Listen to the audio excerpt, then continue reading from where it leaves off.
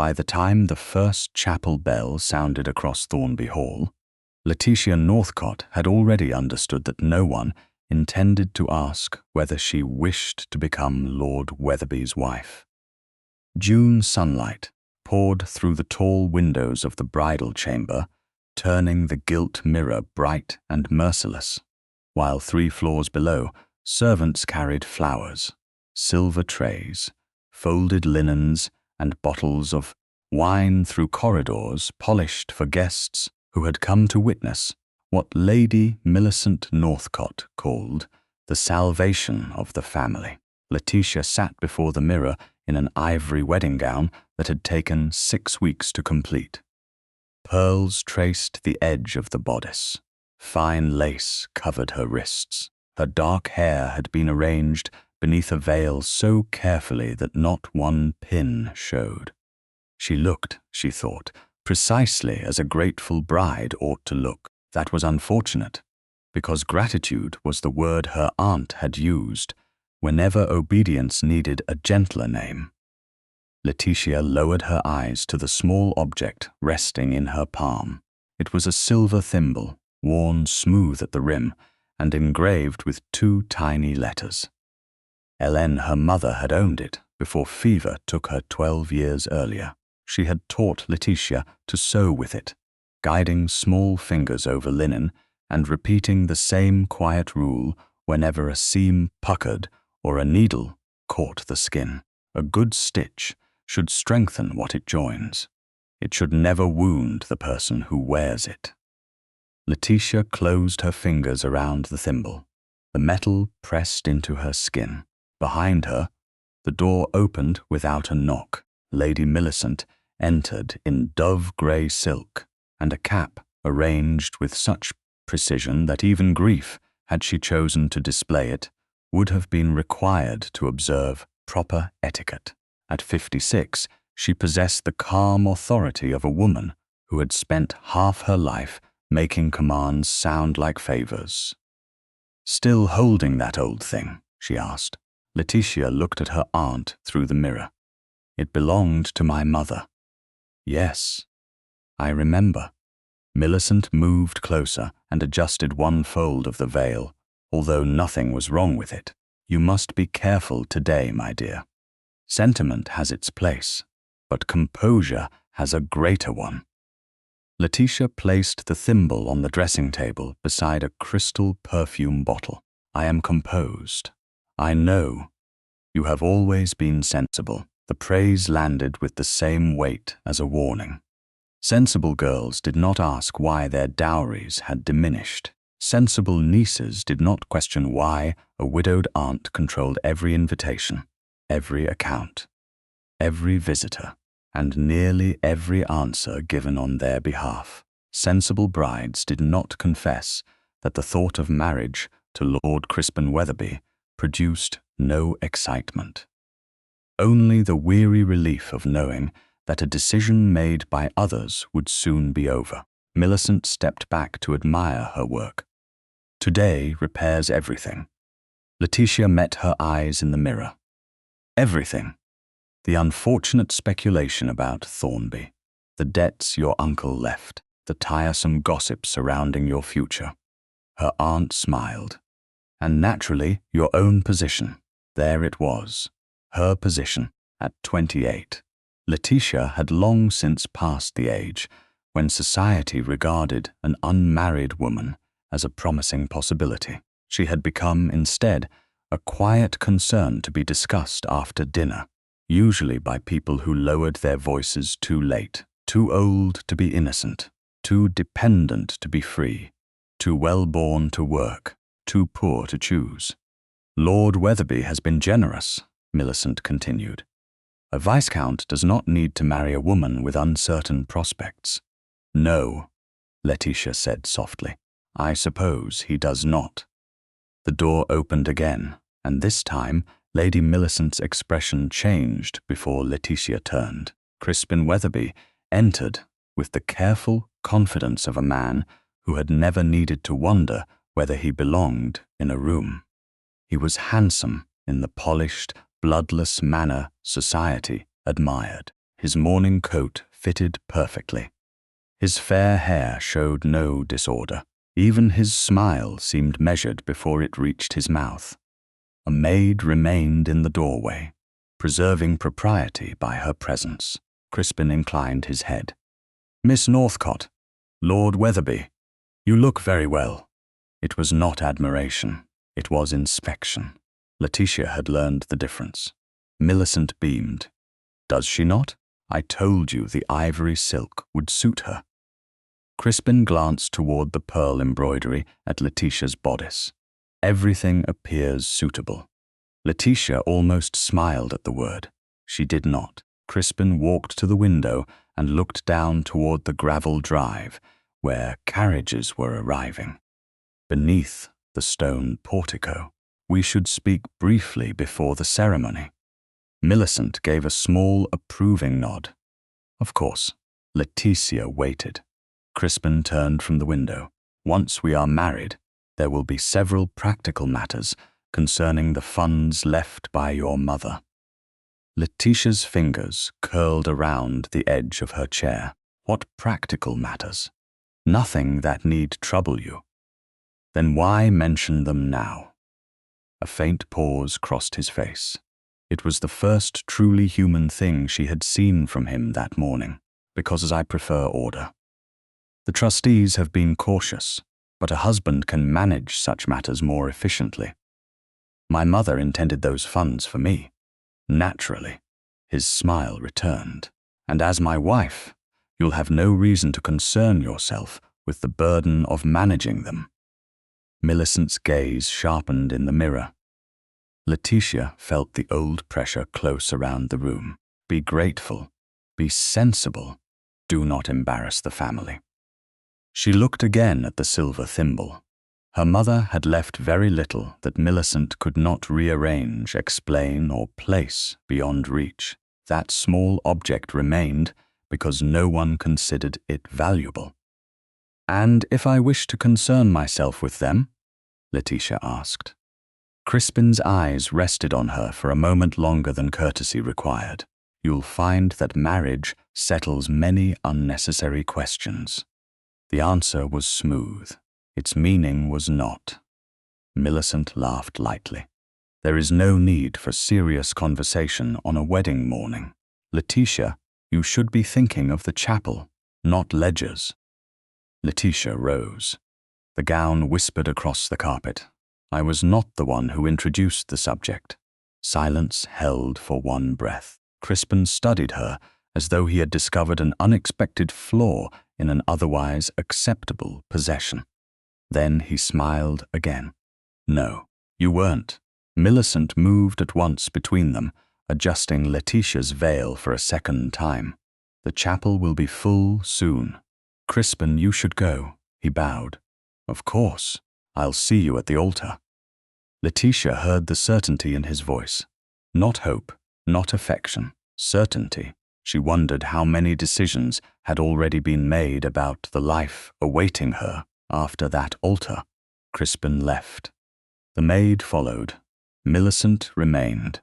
"You must not challenge him over money today." He brought it up. Men discuss practical matters poorly when they are nervous. He did not seem nervous. Her aunt's hand stilled on the veil. "Do not begin this marriage by searching for insults where none exist." Letitia turned from the mirror and faced her directly. "And how should I begin it?" Millicent's expression softened with almost maternal patience. "That kindness was more dangerous than anger. By remembering what has been done for you." The words struck exactly where they were meant to. Letitia had been 16 when her mother died. Millicent had taken her in. Thornby Hall had given her a roof, clothes, lessons, introductions, seasons in London, and 1,000 reminders that each comfort carried a debt too large to measure. Letitia lowered her eyes. Not in submission, she told herself, only because she did not trust what her face might reveal. "I remember. Good." Millicent touched her cheek. "Then be happy." After her aunt left, The room became very quiet. Outside, another carriage rolled across the drive. Somewhere below, a footman called instructions. The distant chapel bell rang once more. Letitia picked up the silver thimble and pressed it into her palm until the engraved letters touched her skin. She could not choose the expectations waiting downstairs. She could not change the years that had brought her to this morning. But she could choose how she entered the chapel, with her head bowed, perhaps, never with her dignity surrendered. A sudden commotion rose from the courtyard. Wheels stopped. A horse stamped against stone. Letitia moved to the window and saw a dark carriage bearing a crest she recognized at once. The Ainsworth Arms. Her breath caught. Roderick Ainsworth, Duke of Brackenhurst, had arrived nearly 2 hours before anyone expected him. By the time Letitia entered the small blue drawing room downstairs, he was already standing beside the mantel, taller than she remembered, dressed in black, one gloved hand resting on a silver-topped cane he did not appear to need. His face was controlled, almost severe, but his eyes missed nothing. They moved first to Millicent, then to Crispin, then to Letitia, not to the pearls at her throat, not to the gown, to her hand. She had forgotten that she was still gripping the silver thimble. For one quiet second, the Duke looked at the faint red crescent it had left in her palm. "Miss Northcott," he said. "Your Grace." He inclined his head. "My mother made a promise to yours many years ago. I have come to honor it." A servant entered carrying a long velvet case. Roderick opened it himself. Inside lay an antique Brackenhurst wedding ornament, delicate with seed pearls, arranged like drops of pale light against a dark velvet. Millicent drew in a delighted breath. Crispin stepped closer. Letitia did not move. The late Duchess had known her mother. That fact alone opened a door in her memory she had not expected to touch that morning.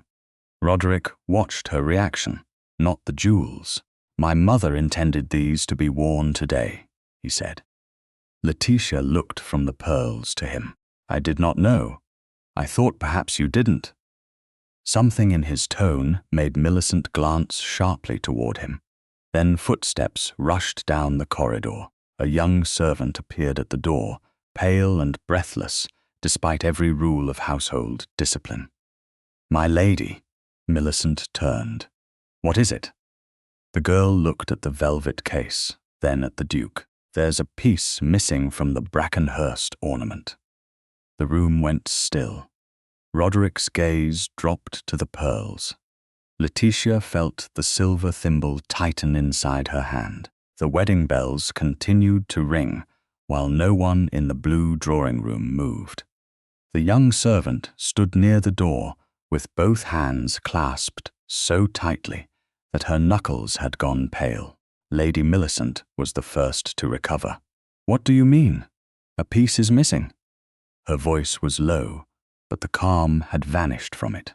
The girl swallowed. "The ornament was checked when it arrived from Brackenhurst House, my lady. One section of the seed pearls is gone." Roderick closed the velvet case. The quiet click seemed louder than the bells. "Who checked it?" he asked. "Mr. Hale, your Grace the steward, and Mrs. Finch saw it as well." "Before or after it entered this house?" "After, your Grace." Millicent turned sharply toward the servant. "Then summon Mr. Hale at once, and say nothing to anyone else." The girl curtsied and fled. Crispin looked toward the corridor, where distant footsteps and voices reminded them that guests were already gathering for the ceremony. "This is unfortunate," he said. Letitia looked at him, unfortunate, as though a cloud had crossed the sun, as though something had not just vanished from an heirloom belonging to one of England's most powerful ducal families. Roderick's gaze moved over the room. "Who had access to the ornament after it arrived?" Millicent answered too quickly. Servants, naturally, perhaps half a dozen, names. Her lips tightened. Surely that can wait until after the ceremony. Roderick looked at her. He did not raise his voice. He did not need to. No. The single word settled the matter. Crispin stepped forward.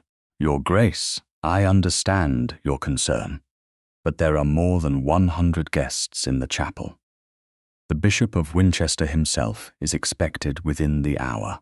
Postponing the wedding over one missing section of pearls would create unnecessary speculation. You appear very concerned about speculation, Roderick said. Crispin's expression did not change, but Letitia noticed the brief tension at his jaw. I am concerned about my bride. For the first time that morning, Letitia wondered whether anyone in the room would notice that Crispin had not looked at her while saying it.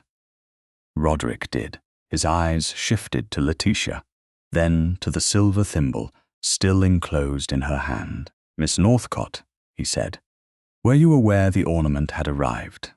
No, Your Grace. Had you seen it before today? Never. Millicent gave a brittle laugh. This is absurd. Of course, she had not.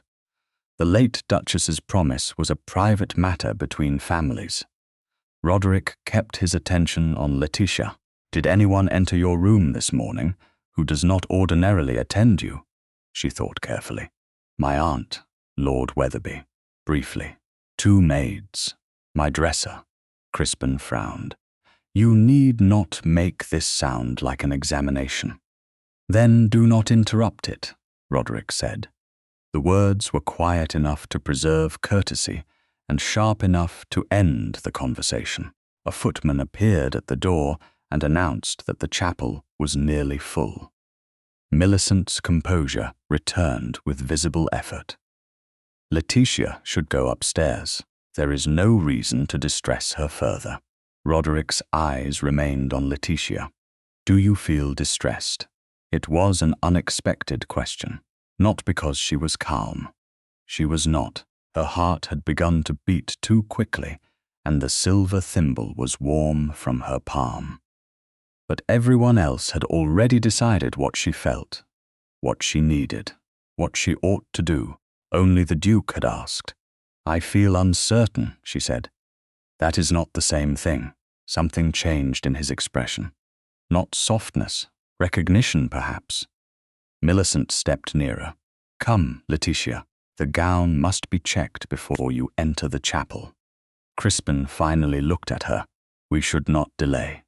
The sentence carried no tenderness, only expectation. Letitia followed her aunt upstairs. She had taken no more than 20 steps along the corridor when Millicent caught her wrist lightly. Say nothing. Letitia stopped. About what? About any of this. I would not know what to say. Good, keep it that way. They entered the bridal chamber, where 2 female attendants waited. One of them closed the door. Crispin arrived moments later and remained near the threshold while both women stayed in full view, preserving the appearance of propriety. Letitia looked from one face to another. Something was wrong. The certainty came before understanding. Millicent moved to the writing desk. A single folded sheet lay upon it. There is a way to prevent this from becoming worse. Letitia did not move. For whom? Her aunt's eyes hardened. For everyone. Crispin came farther into the room. Letitia, no one wishes to embarrass you. That is a curious beginning. Please do not be difficult. The phrase struck with such familiarity that she almost smiled. Difficult had always meant unwilling to cooperate with her own diminishment. Millicent lifted the folded paper. A piece of the ornament was found in this room. The air seemed to thin. Letitia stared at her. Where? Among your things. That is impossible. Is it? Crispin asked. She turned toward him. Yes. He gave a long sigh, as though she had already disappointed him. We are trying to help you. Millicent placed the paper on the desk and smoothed it flat. This confession is carefully worded. It says only that you took a small number of pearls in a moment of fear and desperation. Nothing more. Letitia looked down at the page. Her own name was written near the bottom, with an empty space waiting beneath it. You prepared this already. Neither of them answered. The silence chilled her more than any denial could have. Millicent's voice softened. If you sign, Crispin will still marry you. Letitia looked at him. Will you? Of course. Even though you believe I stole from the Duke, people make mistakes. And you would forgive mine? Yes. His voice was smooth, generous. Perfect. Letitia understood then. Not everything. Not yet. But enough. If she signed that paper before the vows, Crispin would possess more than a wife. He would possess her shame in writing. Every disagreement could be answered with it. Every question about money, every objection, every wish to leave a room or refuse a demand could be silenced by the threat of exposure. She looked at Millicent. You expect me to sign a confession for something I did not do. We expect you to prevent ruin. Whose ruin? Do not be ungrateful. The old weapon, polished by years of use. Letitia almost felt its familiar weight settle upon her. Almost. She thought of her mother's thimble. A good stitch should strengthen what it joins. It should never wound the person who wears it. No. Millicent went still. What did you say? I said no. Crispin took one step forward. Letitia, don't be foolish. I am trying very hard not to be. Millicent's cheeks lost color. After everything I have done for you, Letitia closed her eyes for 1 second. There it was, the debt without an amount, the kindness without an end date. The roof, the lessons, the introductions, all pulled together and laid across her shoulders as a chain disguised as gratitude. She opened her eyes. I remember everything. Millicent's expression eased too soon, then sign. Remembering is not the same as obeying.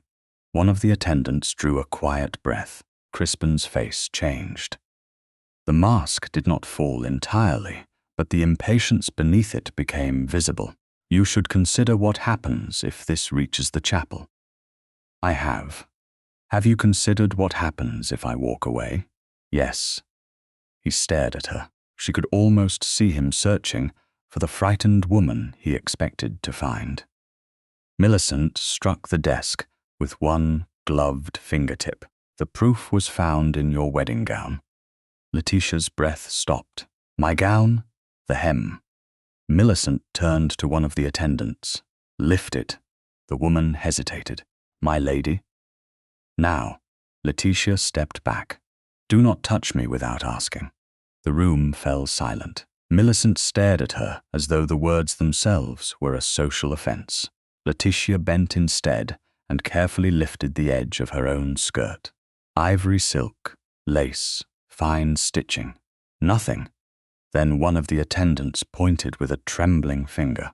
Near an inner fold, caught deep against the lining, something pale gleamed beneath the fabric, a single pearl. Small, cream-colored, almost innocent. Letitia stared at it. Crispin exhaled slowly. Millicent's voice became gentle again. Sign the confession. Letitia lowered the hem. No, you cannot deny what is before you. I can deny putting it there. Who else would have done it? The question struck the room and remained there. Letitia looked at the pearl again. It did not lie loose against the lining. Something held it in place. A stitch, perhaps. She leaned closer, but before she could reach for it, footsteps sounded outside. Then the door opened. Roderick Ainsworth stood on the threshold.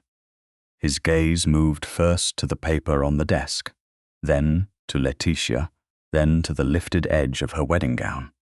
Millicent did not give him time to ask. Your Grace, we have found the missing pearl. Miss Northcott has only to sign her confession, and this wedding may still proceed. Roderick looked at the pearl. He did not speak.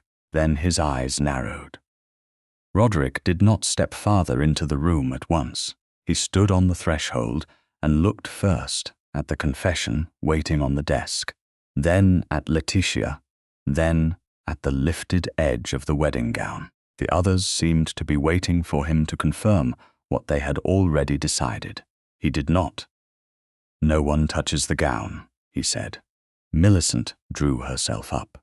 "Your Grace, the matter is perfectly clear. Then clarity will survive examination." His tone remained calm.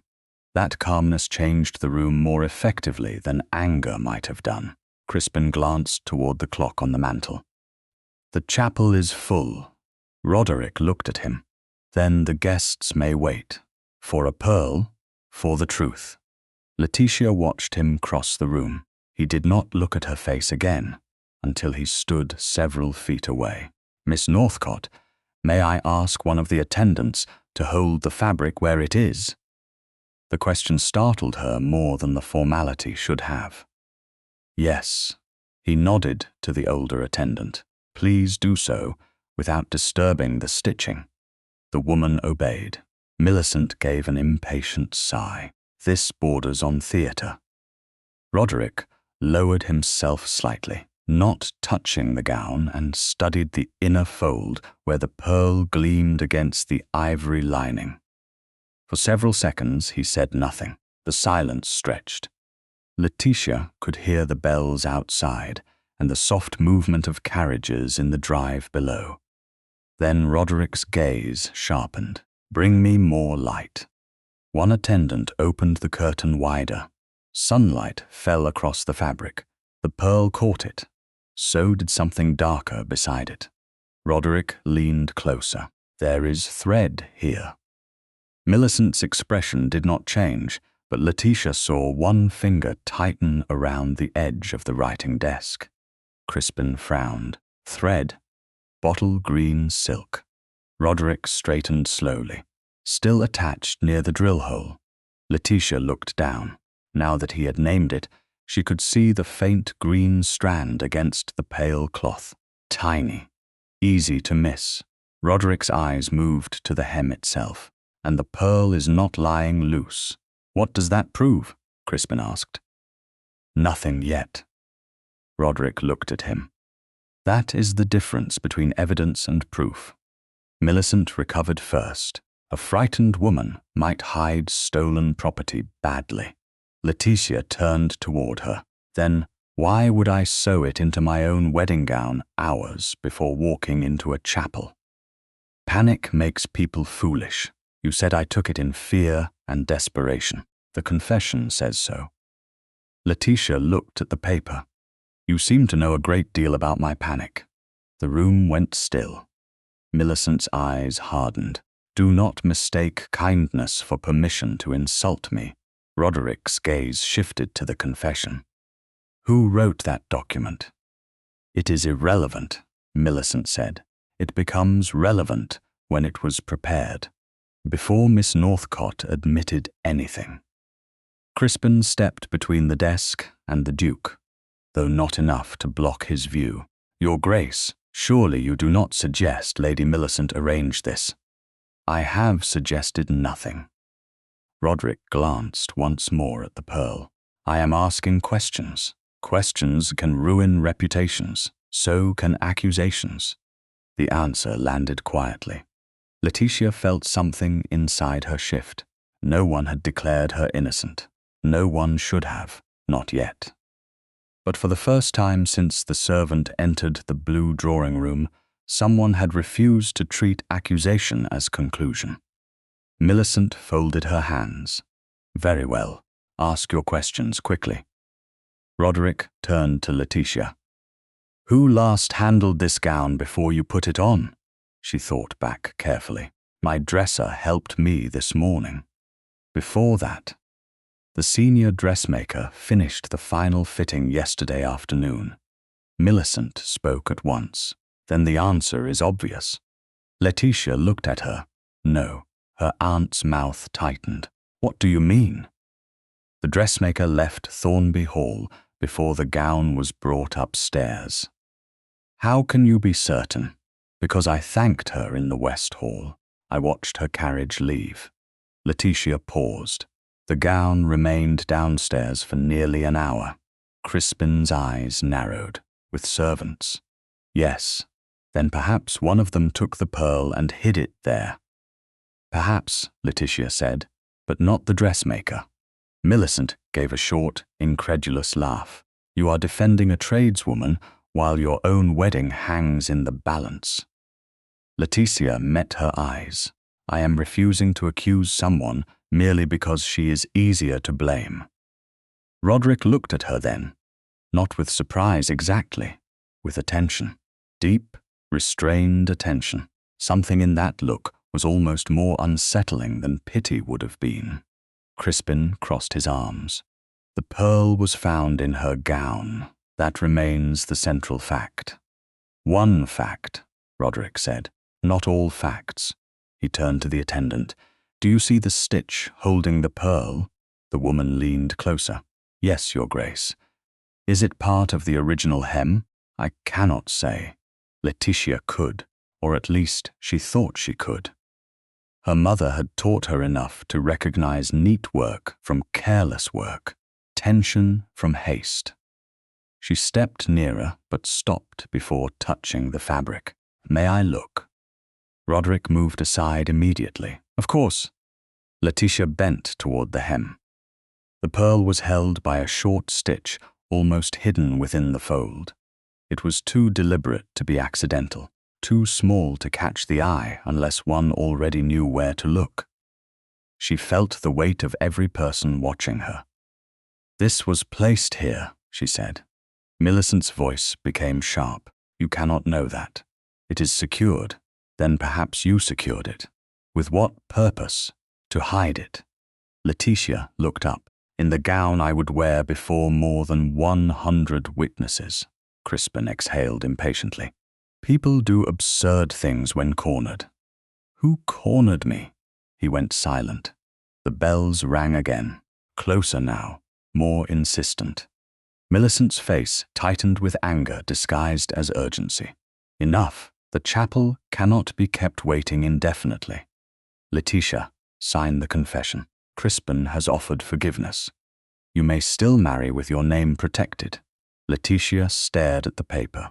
For one brief, dangerous second, she understood the temptation. Sign. Walk downstairs. Let the bells stop accusing her. Let the guests smile. Let the scandal be folded away behind closed doors. Then Crispin would have the confession, Millicent would have obedience, and Letitia would spend the rest of her life wondering what else could be demanded once she had agreed that truth was negotiable. No. Millicent went pale. Do not be childish. I am not refusing marriage because I am frightened. Letitia looked at Crispin. I am refusing to confess to something I did not do. Crispin's expression hardened. Do you understand what happens if this ceremony does not proceed? Not entirely. You will be ruined. Roderick's voice cut through the room. That remains to be seen. Crispin turned. You have no right to interfere in a private arrangement. Roderick's gaze became cold. The missing ornament belongs to my family. The accusation involves property brought under my name. A confession is being demanded in my presence. I have every right to refuse false certainty. Millicent drew breath to protest, but he raised one hand. Not dramatically, simply enough to stop the words before they came. No one is signing anything. Silence followed. He looked at Letitia. Do you wish this ceremony to proceed? Crispin answered before she could. Of course she does. Roderick did not even turn toward him. I did not ask you. Letitia felt the entire room waiting. This was no longer the abstract future of marriage, or duty, or scandal. It was one question. Her question. No, she said. Her voice did not shake. Not while my honesty is the price of entering it. Roderick held her gaze for 1 second. Then he nodded. Very well. Millicent stepped forward. You cannot simply stop a wedding. Roderick turned toward the door. "Watch me." He left the bridal chamber with Crispin following close behind and Millicent behind him, protesting in a fierce whisper. Letitia remained where she was. The attendants lowered the hem. The pearl disappeared once more into the fold. A minute later, the chapel bells stopped. The silence that followed seemed larger than the sound had been. Then footsteps began below. Doors opened. Voices rose. One rumor passed into another before any official explanation could be given. By the time a servant came upstairs to say the ceremony had been postponed, the first whisper had already crossed the hall, entered the chapel, and reached the waiting carriages outside. The bride had been caught stealing. By noon, the wedding guests had begun to leave Thornby Hall in pairs and clusters, each carriage carrying away a different version of the truth. Some believed Letitia had stolen from the Duke of Brackenhurst. Others believed Lord Wetherby had discovered a secret too shameful to be spoken aloud. A few had seen Roderick leave the bridal wing and decided, with the efficiency of people accustomed to being entertained by other lives, that the Duke himself must be involved in the scandal. Lady Millicent tried to stop the rumors at the door. She told one guest that Letitia had suffered a sudden illness. She told another that an unexpected family matter had required postponement. To a third, she said only that the ceremony would be rescheduled. But gossip was faster than courtesy. A maid had heard the word confession. A footman had seen the unsigned paper carried from the bridal chamber. Someone from the chapel had noticed Crispin leaving with a face too controlled to be natural. By the time the first carriage reached Winchester, the cancelled wedding had already become a story with villains, motives, and certainty. Letitia remained upstairs until her attendants helped her out of the wedding gown. She changed into a plain blue day dress, removed the veil, and placed the silver thimble inside a small drawer beside her mother's few surviving letters. She did not look at herself in the mirror. She did not need to. She knew what everyone downstairs would see if she appeared. Not a bride, not yet a thief. Something worse for society's appetite. A question. When she entered the morning room, shortly after 1 o'clock, Roderick was standing near the window with an older lady, Letitia, recognized as Mrs. Agnes Bell, a widowed cousin of the late Duchess of Brackenhurst. Her presence had clearly been arranged to preserve propriety. Millicent sat rigidly on a sofa. Crispin was nowhere in sight. Roderick turned when Letitia entered. His gaze moved over her face once, briefly, then settled into the same restrained attention she had begun to recognize. "Miss Northcott, thank you for coming." Letitia glanced at Mrs. Bell. The older woman gave her a sympathetic nod that contained no pity. "Your Grace." Roderick indicated the chair opposite him. "I would like to ask you a few questions about the gown, only if you are willing." Millicent spoke before Letitia could answer. "Surely this can wait until tomorrow." "No," Roderick said. Letitia looked at him. "I am willing." Millicent's mouth tightened. Roderick waited until Letitia had taken her seat. Then he sat as well, leaving enough distance between them that no one could mistake the interview for intimacy. "You said the dressmaker left Thornby Hall yesterday afternoon." "Yes." "At what time?" "A little before 4 o'clock. And the gown remained downstairs?" "For nearly an hour." "Why?" Letitia thought back. "My dresser had been called away." One of the housemaids said Lady Millicent's maid would bring the gown upstairs later. Millicent stiffened. "You cannot possibly remember every servant's movement." Letitia turned toward her aunt. "I remember because I asked why the gown had not been carried up at once." Roderick's gaze sharpened. Who answered you? Martha, a younger housemaid, and she said Lady Millicent's maid would handle it. Yes. Millicent folded her hands. My maid assists wherever needed. That is hardly sinister. No one said it was, Roderick replied. Not yet. The two words settled over the room. Letitia felt the old instinct to make herself smaller, to ease tension before it became dangerous. She resisted it. Roderick continued. After the gown reached your room, did you see anyone alter the hem? No. Did you leave the room during the evening for dinner? How long? About 2 hours. Was the gown locked away? No. Millicent gave a weary sigh.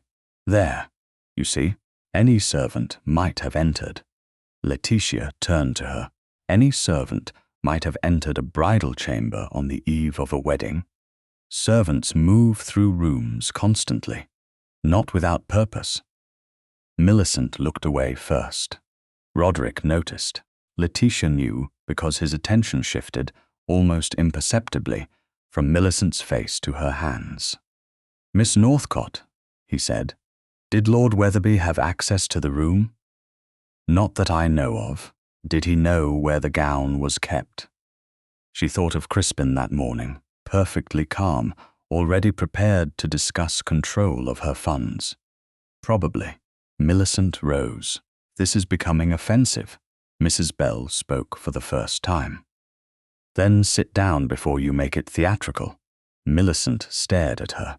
Mrs. Bell smiled faintly. You always did mistake movement for authority. Letitia almost looked down to hide her reaction. Almost. Millicent sat. Roderick returned to the matter at hand. There is one other question. Who first said the pearl had been found in your room? Letitia answered slowly. My aunt. Did you see it there before the bridal chamber? No. Did anyone show it to you before you were told to sign the confession? No. Silence followed. Roderick leaned back. Then the sequence matters. Millicent's voice cooled. The pearl was found. The confession was prepared. That is all.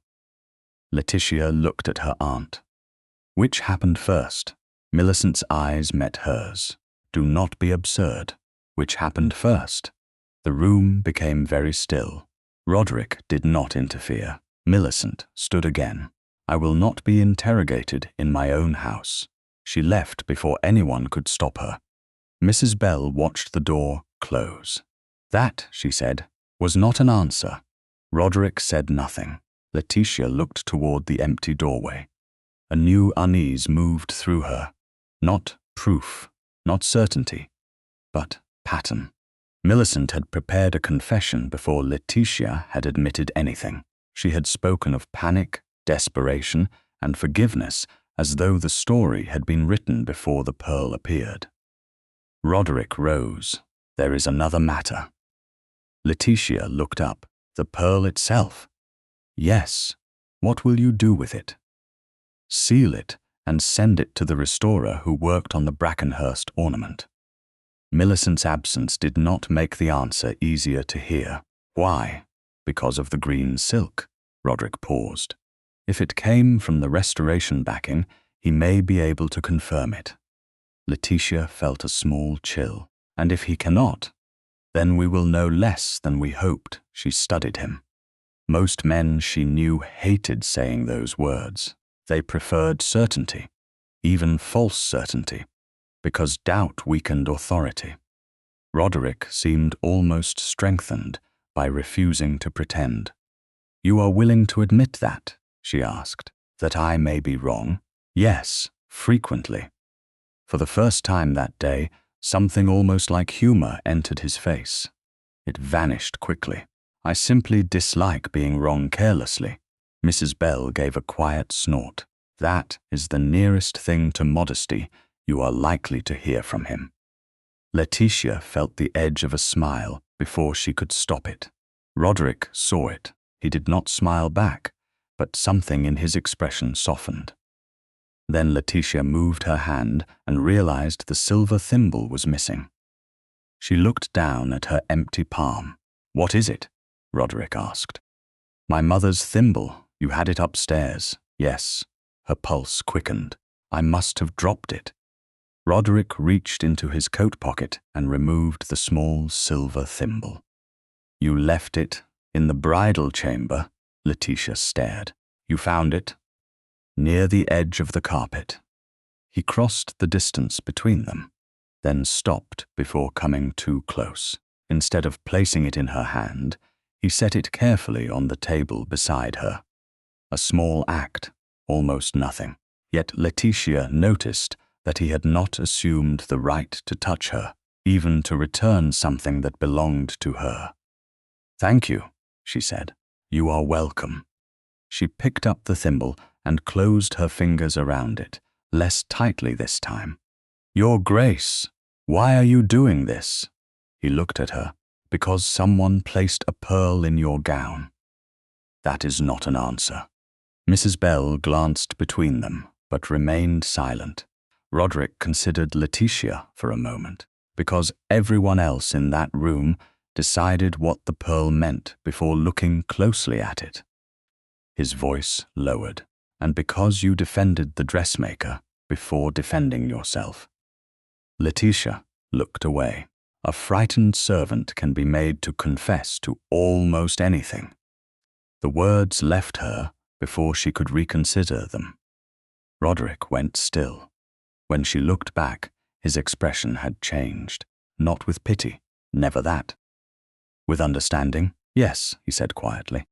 I believe that is true. A knock sounded at the door. A footman entered carrying a silver tray. A card for Miss Northcott. Letitia took it. Crispin's name was printed on the front. On the back, in his own hand, were 6 words. I can still save you. Letitia read them twice. Then she placed the card face down. Roderick did not ask what it said. He waited. For some reason, that restraint made the message feel more dangerous. The next morning, before Thornby Hall had finished receiving its first wave of calling cards, the senior dressmaker arrived from Winchester with mud on the wheels of her carriage and indignation in every line of her face. Mrs. Miriam Vale was a compact woman of 50, with silver threaded through her dark hair and the firm posture of someone who had spent 3 decades correcting people who believed money made them experts in silk. Lady Millicent objected to her presence before the woman had crossed the front hall. This is unnecessary, she said. The gown has already caused enough embarrassment. Mrs. Vale removed her gloves 1 finger at a time. Then it would seem wise to discover what was done to it. Letitia stood near the morning room window with Mrs. Bell beside her.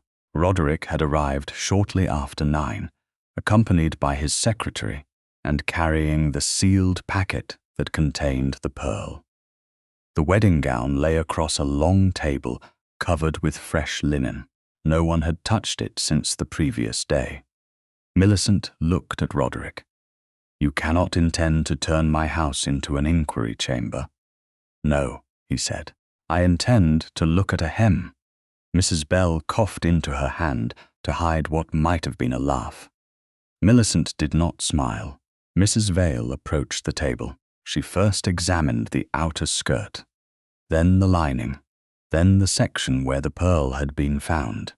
Her hands were steady. She said nothing for nearly a minute. The silence made Letitia more uneasy than any quick conclusion could have done. At last, the dressmaker looked up. Who removed the pearl? I did not, Letitia said. It was left in place. Roderick stepped forward and opened the sealed packet. The pearl itself is here. It was removed yesterday under witness because it belongs to my family. Mrs. Vale nodded. Then show me where it was found. Letitia moved to the table and pointed to the inner fold. There. Mrs. Vale bent closer. She took a small magnifying lens from her workbox, though she used it only briefly. Then she straightened. The original hem was stitched with ivory silk.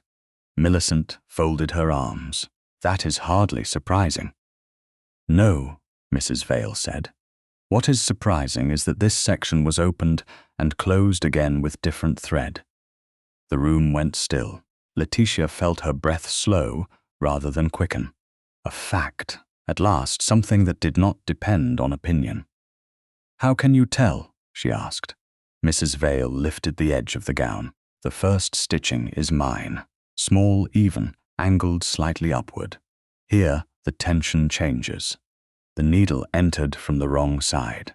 Whoever did this was careful, but not careful enough." Millicent's expression hardened. "Are you accusing one of my servants?"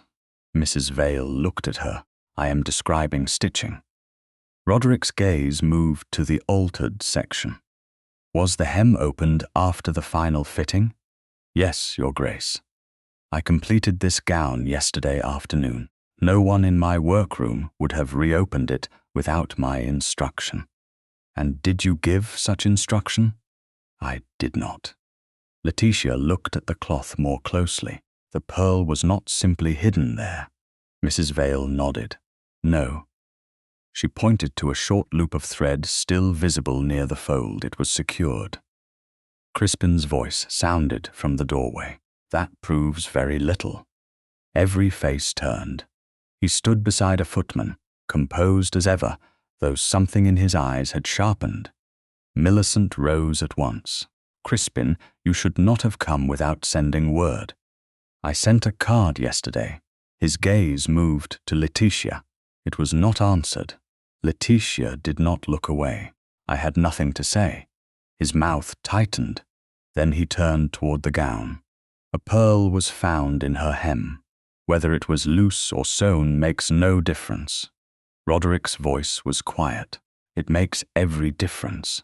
Crispin gave him a thin smile. "Because you say so?" "Because someone had to open the hem, place the pearl, and close it again." "Perhaps Letitia did." Mrs. Vale shook her head. "Not with that stitch." Crispin looked at her as though she were a chair that had spoken. "You can identify every stitch she has ever made?" "No, but I can tell you, this one does not match the repair work she showed me during fittings." Letitia turned to her. "You remember that?" "I remember good hands." The simple sentence warmed something inside her that had been cold since the chapel bells stopped. Millicent broke in. "This is becoming absurd. We are treating sewing as if it were testimony." Letitia looked at her aunt. "Sometimes small things tell the truth when people do not." Millicent's eyes flashed. Roderick noticed. So did Crispin. For 1 second, all 4 of them understood that the room had changed. Letitia was no longer merely defending herself. She was watching them back. Crispin removed a folded note from his coat. Then perhaps Miss Northcott should also consider how small things are interpreted by society. He placed the note on the table. "If she refuses to speak with me privately, I will have to explain matters publicly." Letitia did not touch the paper. "What matters?" "The circumstances surrounding the cancelled ceremony." "You mean the accusation against me?" "I mean the fact that I was willing to forgive you and still marry you." His voice softened, becoming almost gentle. "That is the part people may find difficult to understand." Letitia felt no gratitude, only clarity. "Then let them find it difficult." Crispin stared at her. Millicent whispered, "Letitia." She ignored the warning. Roderick did not speak. He simply remained where he was, allowing her answer to stand without reinforcement. Crispin picked up the note again. "You may regret making an enemy of the man who was prepared to protect you." "I was accused under your protection," Letitia said. "I am not certain I understand the advantage." Mrs. Bell looked down at her hands. Mrs. Vale pretended to study the hem. Crispin's face lost its polish for one fleeting moment. Then he bowed. "I will remember that. So will I." He left. Millicent followed him into the corridor almost immediately, calling his name in a lowered voice. The room felt larger after they were gone. Mrs. Vale resumed her examination. She worked in silence for several minutes, then asked Letitia, "Do you have the thimble you usually wear?" Letitia touched the pocket of her dress. "Yes." She brought out the engraved silver thimble and slipped it over her finger. Mrs. Vale placed a scrap of muslin beside the gown. "Show His Grace your stitch." Letitia almost protested. Then she saw Roderick watching her, not impatiently, not as though humoring a child.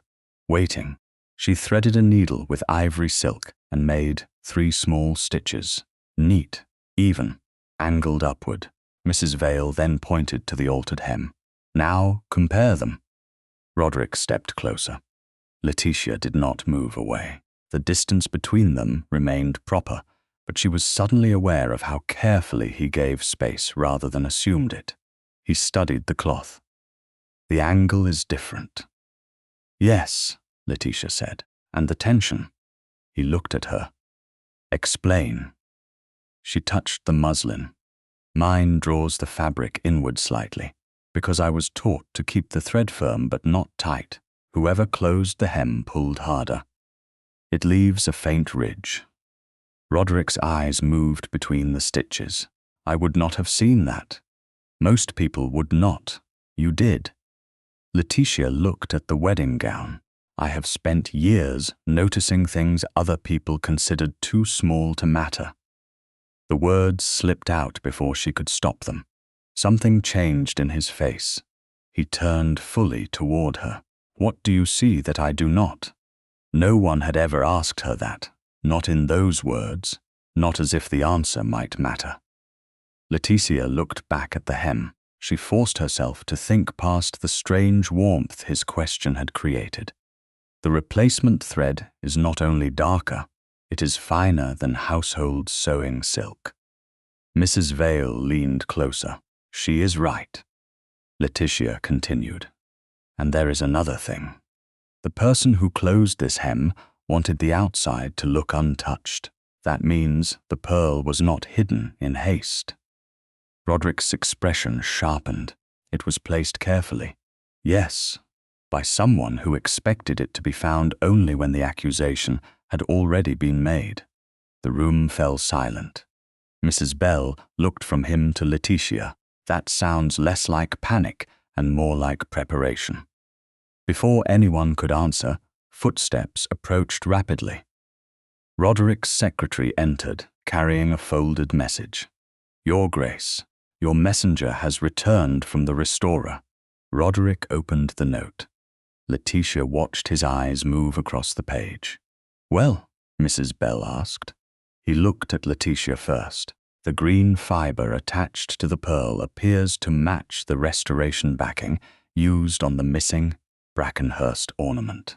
The words settled over the room.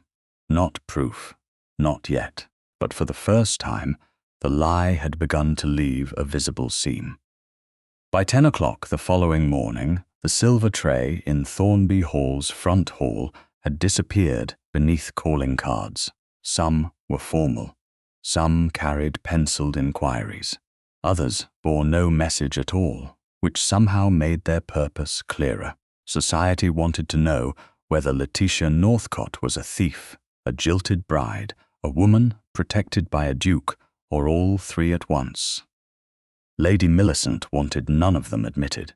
"You are leaving before dawn tomorrow," she said, standing in the small breakfast room, while a servant cleared untouched toast from the table. Letitia looked up from the tea she had not tasted. Leaving for where? Anywhere respectable and quiet. Bath, perhaps, or your cousin's house in Surrey. "I have not been invited to either. That can be arranged." "By whom?" Millicent's mouth tightened. "Do not be tiresome." Letitia set down her cup. The old reflex stirred inside her. Agree, withdraw, make the room easier for everyone else. She let the instinct pass. "No." Millicent stared at her. "You cannot remain here while strangers arrive to stare at you." "They are not strangers. Most of them attended my wedding." "Precisely. Then they may hear from me what actually happened." Millicent took one step closer. Do you imagine society cares about truth? No, Letitia said, but I care who tells my story. The answer changed her aunt's expression. It was not anger alone. It was something closer to alarm. You have been speaking too much with the Duke. He has not told me to receive anyone, but he has encouraged this defiance. Letitia almost laughed. I was accused before he asked me a single question. Millicent's eyes cooled. And now you intend to sit downstairs while every woman in Hampshire examines your face for signs of guilt. Yes. Why? Letitia looked toward the door. Beyond it waited the front hall, the mountain of calling cards, and the entire machinery of polite judgment. Because hiding will become their proof. Millicent went very still. You will regret this, perhaps. Letitia rose. But it will be my regret. Mrs. Bell arrived shortly before noon, wearing a dark violet dress and the expression of a woman who had already decided that society was ridiculous, but might as well be entertained by it. Roderick came 20 minutes later for a formal morning call. He brought no flowers and no message of encouragement. Letitia was grateful for both omissions. Anything too tender would have become gossip before the door closed behind him. I am told you intend to receive callers, he said after Mrs. Bell had taken her place near the fireplace. I do. Your choice. Letitia met his eyes. Entirely. Then I have no objection. Mrs. Bell lifted one eyebrow. How magnanimous. Roderick ignored her. Letitia did not. A small smile escaped her before she could prevent it. He saw it, and for a moment the severity of his face eased. The first caller was Lady Harriet Vane, a county matron who considered curiosity a moral duty. She entered with her widowed sister and enough perfume to announce her arrival before the footman finished speaking her name. Her gaze went first to Letitia, then to Roderick, then back again. My dear Miss Northcott, she said. How very brave of you to be downstairs. Letitia gestured toward the chair opposite. I have found sitting upstairs no more effective. Mrs. Bell hid a smile behind her cup. Lady Harriet settled herself. One hears so many things after an interrupted ceremony. I imagine one does. Naturally, none of us believes everything. That is reassuring. The woman glanced at Roderick. Although there are questions. Letitia waited. Lady Harriet leaned forward. Was the wedding stopped because of a theft? Millicent, seated near the window, drew breath. Roderick did not move. Letitia felt every eye in the room turn toward her. For 1 second, she remembered the confession on the desk, the pearl in the hem, the chapel bells falling silent. Then she answered, It was stopped because I would not confess to something I did not do. Lady Harriet blinked. Her sister looked down sharply at her gloves. Millicent spoke at once. The matter is still being examined. Yes, Letitia said. That is why I will not pretend the examination has already ended. Lady Harriet studied her, but a pearl was found in your gown. Yes, and you deny putting it there? Completely. Then, who did? I do not know. The honesty seemed to disappoint her. People preferred certainty, even when certainty was false. Yet, Lady Harriet asked. Yet, Letitia said. Roderick's gaze shifted to her, but he remained silent. That silence felt different now. Not abandonment, space. By the time Lady Harriet departed, 2 more callers had arrived. Then 3. Not all were kind. One elderly gentleman who had come with Weisswife looked openly at Roderick and said, Your Grace's continued presence does make the situation rather more interesting. The room tightened.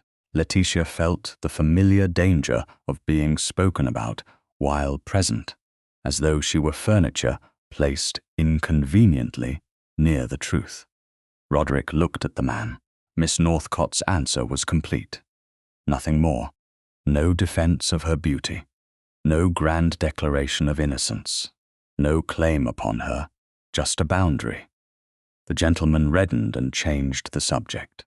Letitia noticed how little Roderick needed to say to stop a room, and how carefully he had chosen not to use that power until someone tried to take her answer away from her.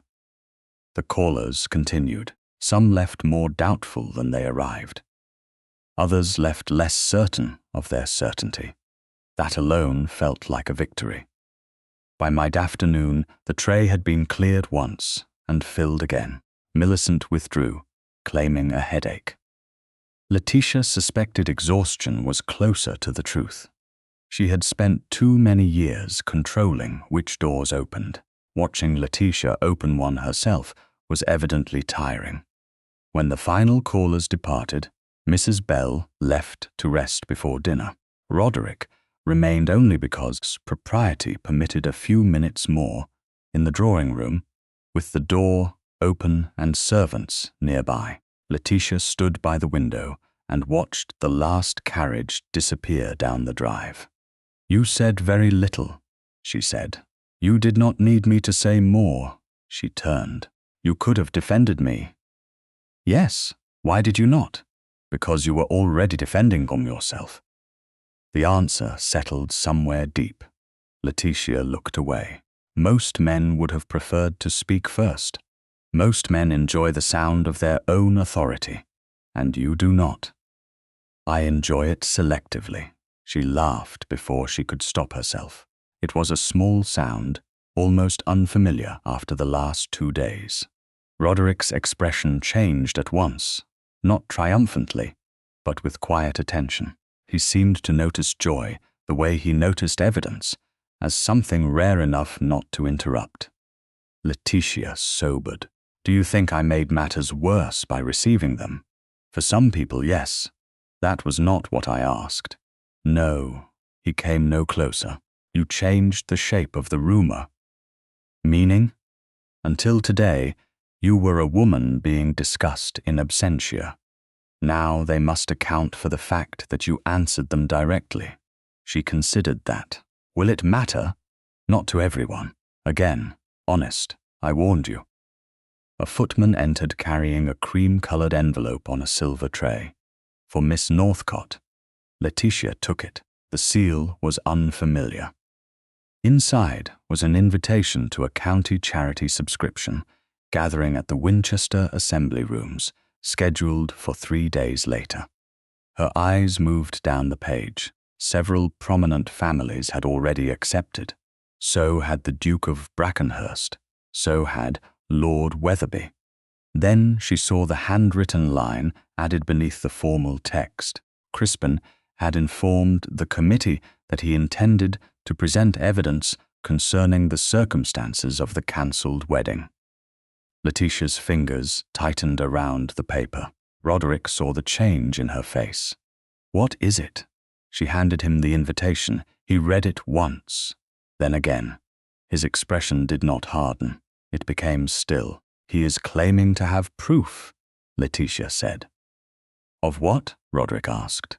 "That I had a secret understanding with you before the wedding." The room seemed to narrow.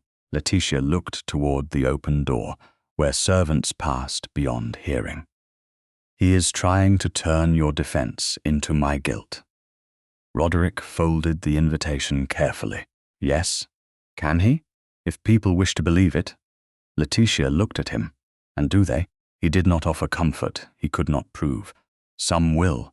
A strange calm came over her. She had spent years being taught to avoid scandal, avoid questions, avoid confrontation, avoid anything that might make people look directly at her. Now they were looking anyway. "Then I will go." Roderick's eyes sharpened. "To Winchester?" "Yes. You understand what he intends. I understand that he expects me to hide."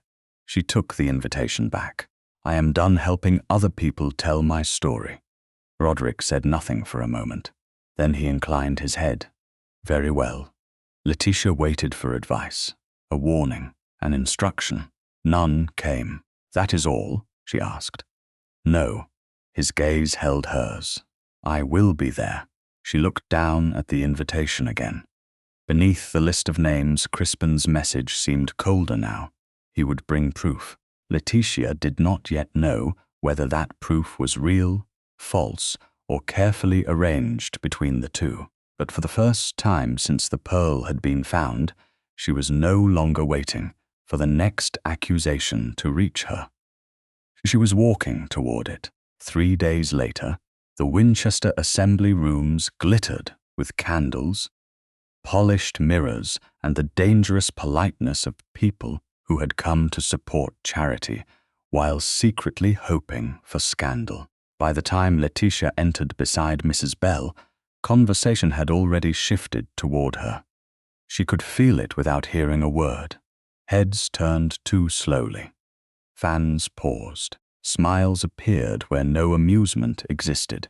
She wore a pale blue gown without pearls, lace, or anything that might invite comparison to the wedding dress now locked away at Thornby Hall. Her silver thimble remained tucked into the small pocket sewn inside her skirt. She did not touch it. She had promised herself she would not need a hidden object to remind her who she was. Mrs. Bell leaned slightly toward her as they crossed the room. "Half of them expected you to stay home." "Then at least I have disappointed someone before supper." Mrs. Bell's mouth twitched. "Good." Roderick stood near one of the tall windows, speaking with 2 elderly gentlemen from the county subscription committee. He saw Letitia almost at once. He did not approach. That restraint steadied her more than immediate protection would have done. He inclined his head across the room. She returned the gesture. Nothing more. Yet several people noticed. Letitia saw it in the way a woman nearby lowered her voice. Crispin arrived 10 minutes later.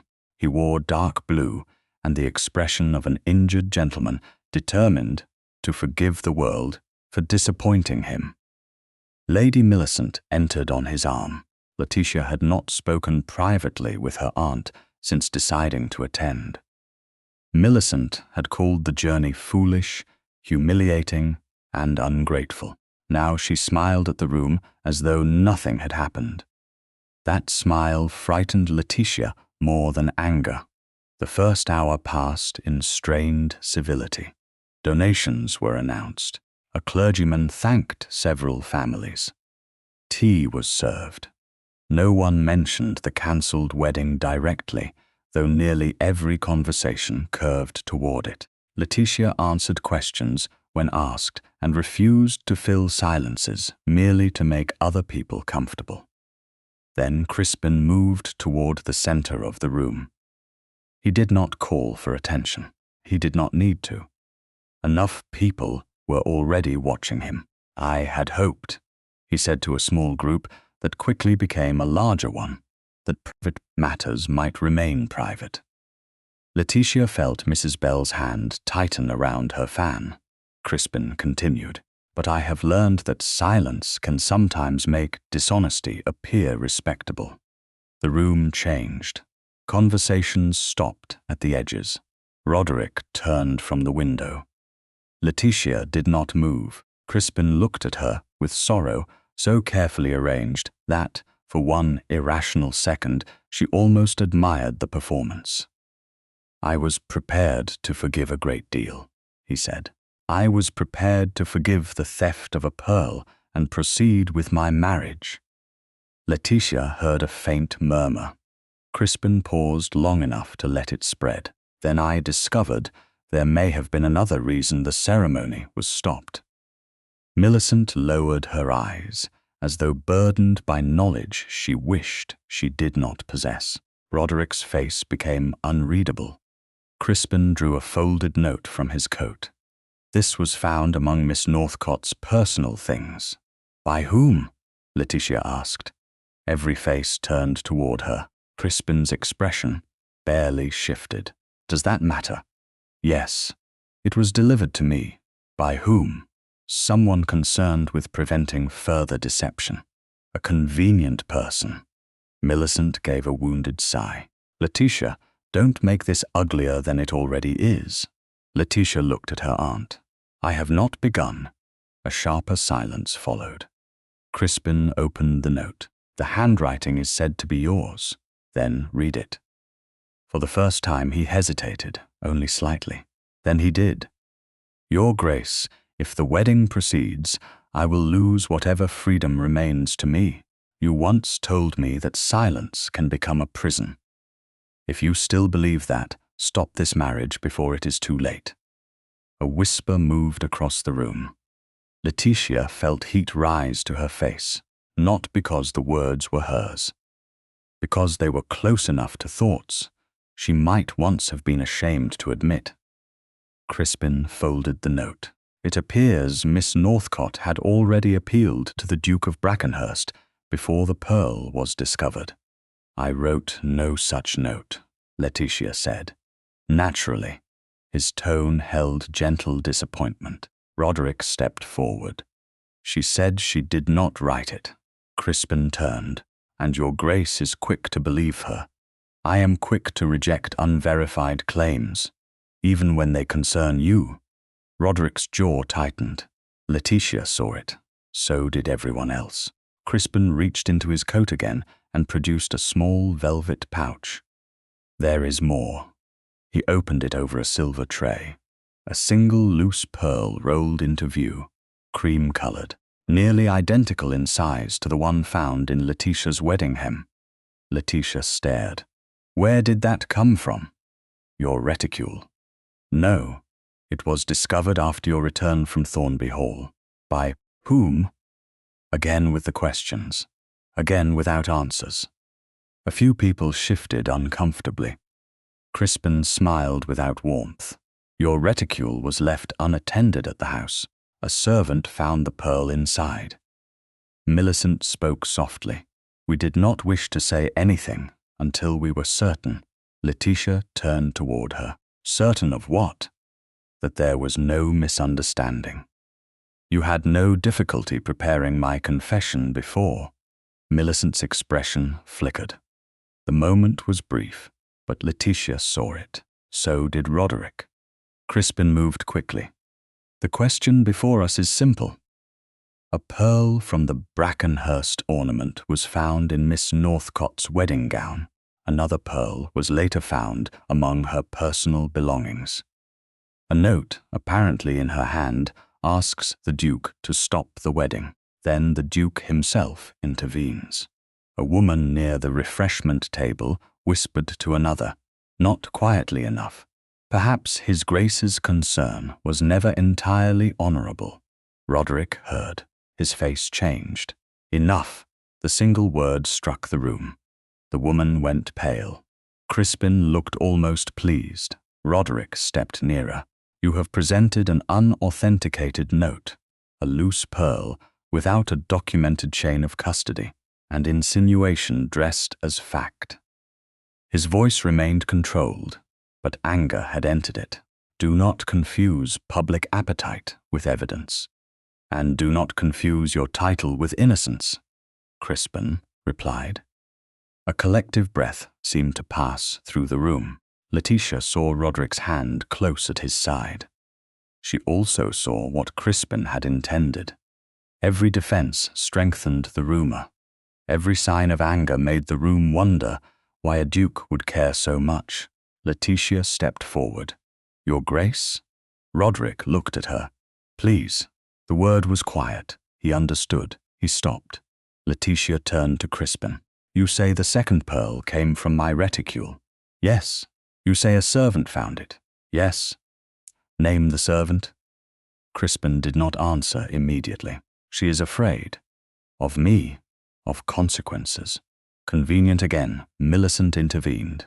Must you drag a servant into this spectacle? Letitia looked at her. You were willing to blame a dressmaker. Mrs. Vale was not present, but the reference landed. Millicent's face tightened. Letitia continued. And you were willing to demand confession before anyone examined the first pearl. The room had gone silent enough that she could hear the faint clink of china from the next room. Crispin raised the forged note. "Then explain this." "I cannot explain a letter I did not write. But the sentiment is believable. The cruelty of that was precise. Not that she had written the note, that she might have wanted what it asked for." Letitia felt the room, judging not evidence, but desire. A woman who wanted freedom was already suspicious. A woman defended by a duke was already compromised. She lifted her chin. "Perhaps the sentiment is believable because I had reasons to fear marriage to you." Crispin's face hardened. This time, the room noticed. Roderick moved one step closer to her. Not in front. The gesture was small. It was also unmistakable. Whispering began again. Letitia understood then that even kindness could be weaponized. Even protection could become another story told about her. Crispin saw her understanding and smiled faintly. "There, you see?" Roderick's voice cut in. "See what? Exactly what everyone else sees." The Duke's restraint fractured. Careful. The warning was quiet and dangerous enough to make several people step back. Letitia felt suddenly exposed, not because Roderick had threatened anyone. He had not, because his anger revealed attachment before either of them had named it. And society had no mercy for unnamed things.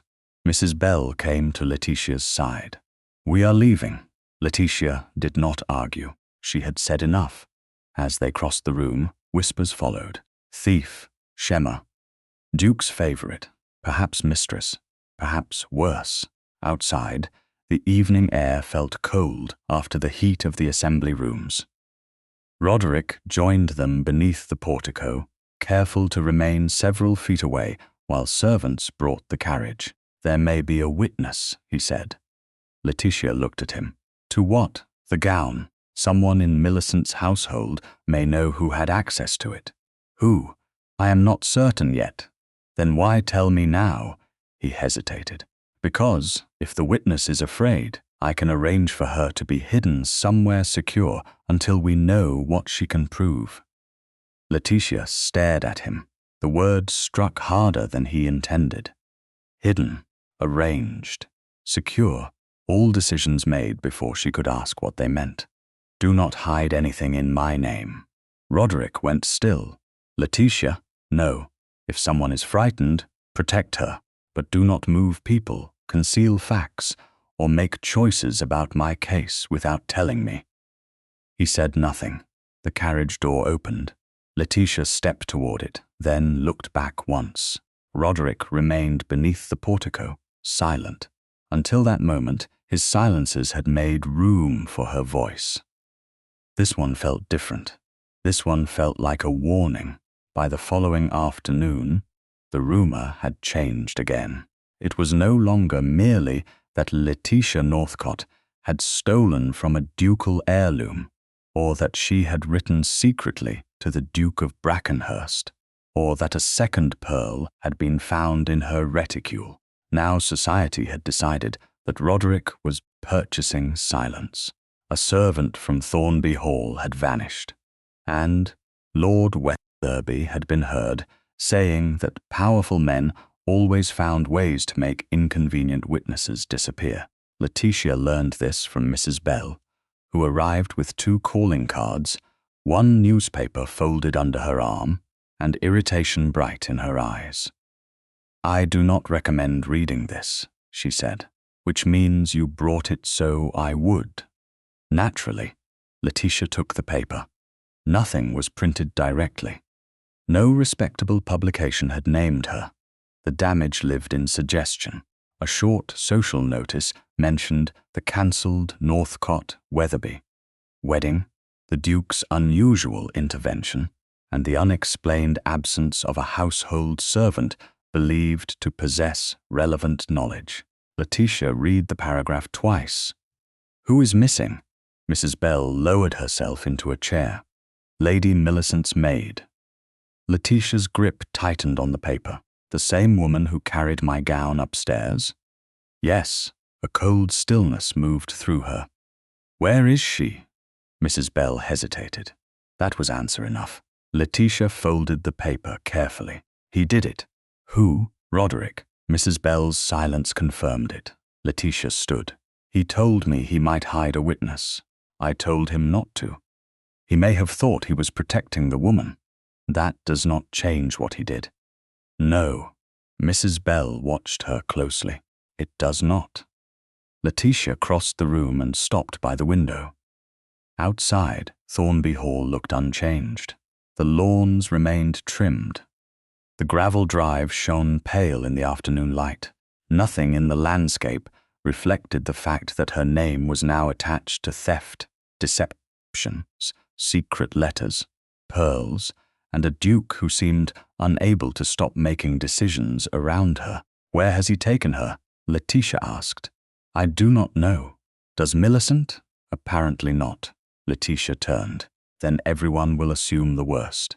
Many already have, and he knew that. Probably. Yet he did it anyway. Mrs. Bell sighed. You should ask him. I intend to. Roderick arrived before sunset, summoned by a note from Mrs. Bell that contained only 6 words. Come to Thornby. She knows. He entered the drawing room with controlled urgency and stopped when he saw Letitia standing by the fireplace. Mrs. Bell sat near the open door with needlework in her lap, close enough to preserve propriety and far enough to give them the illusion of privacy. Roderick looked at the folded newspaper on the table. You have read it?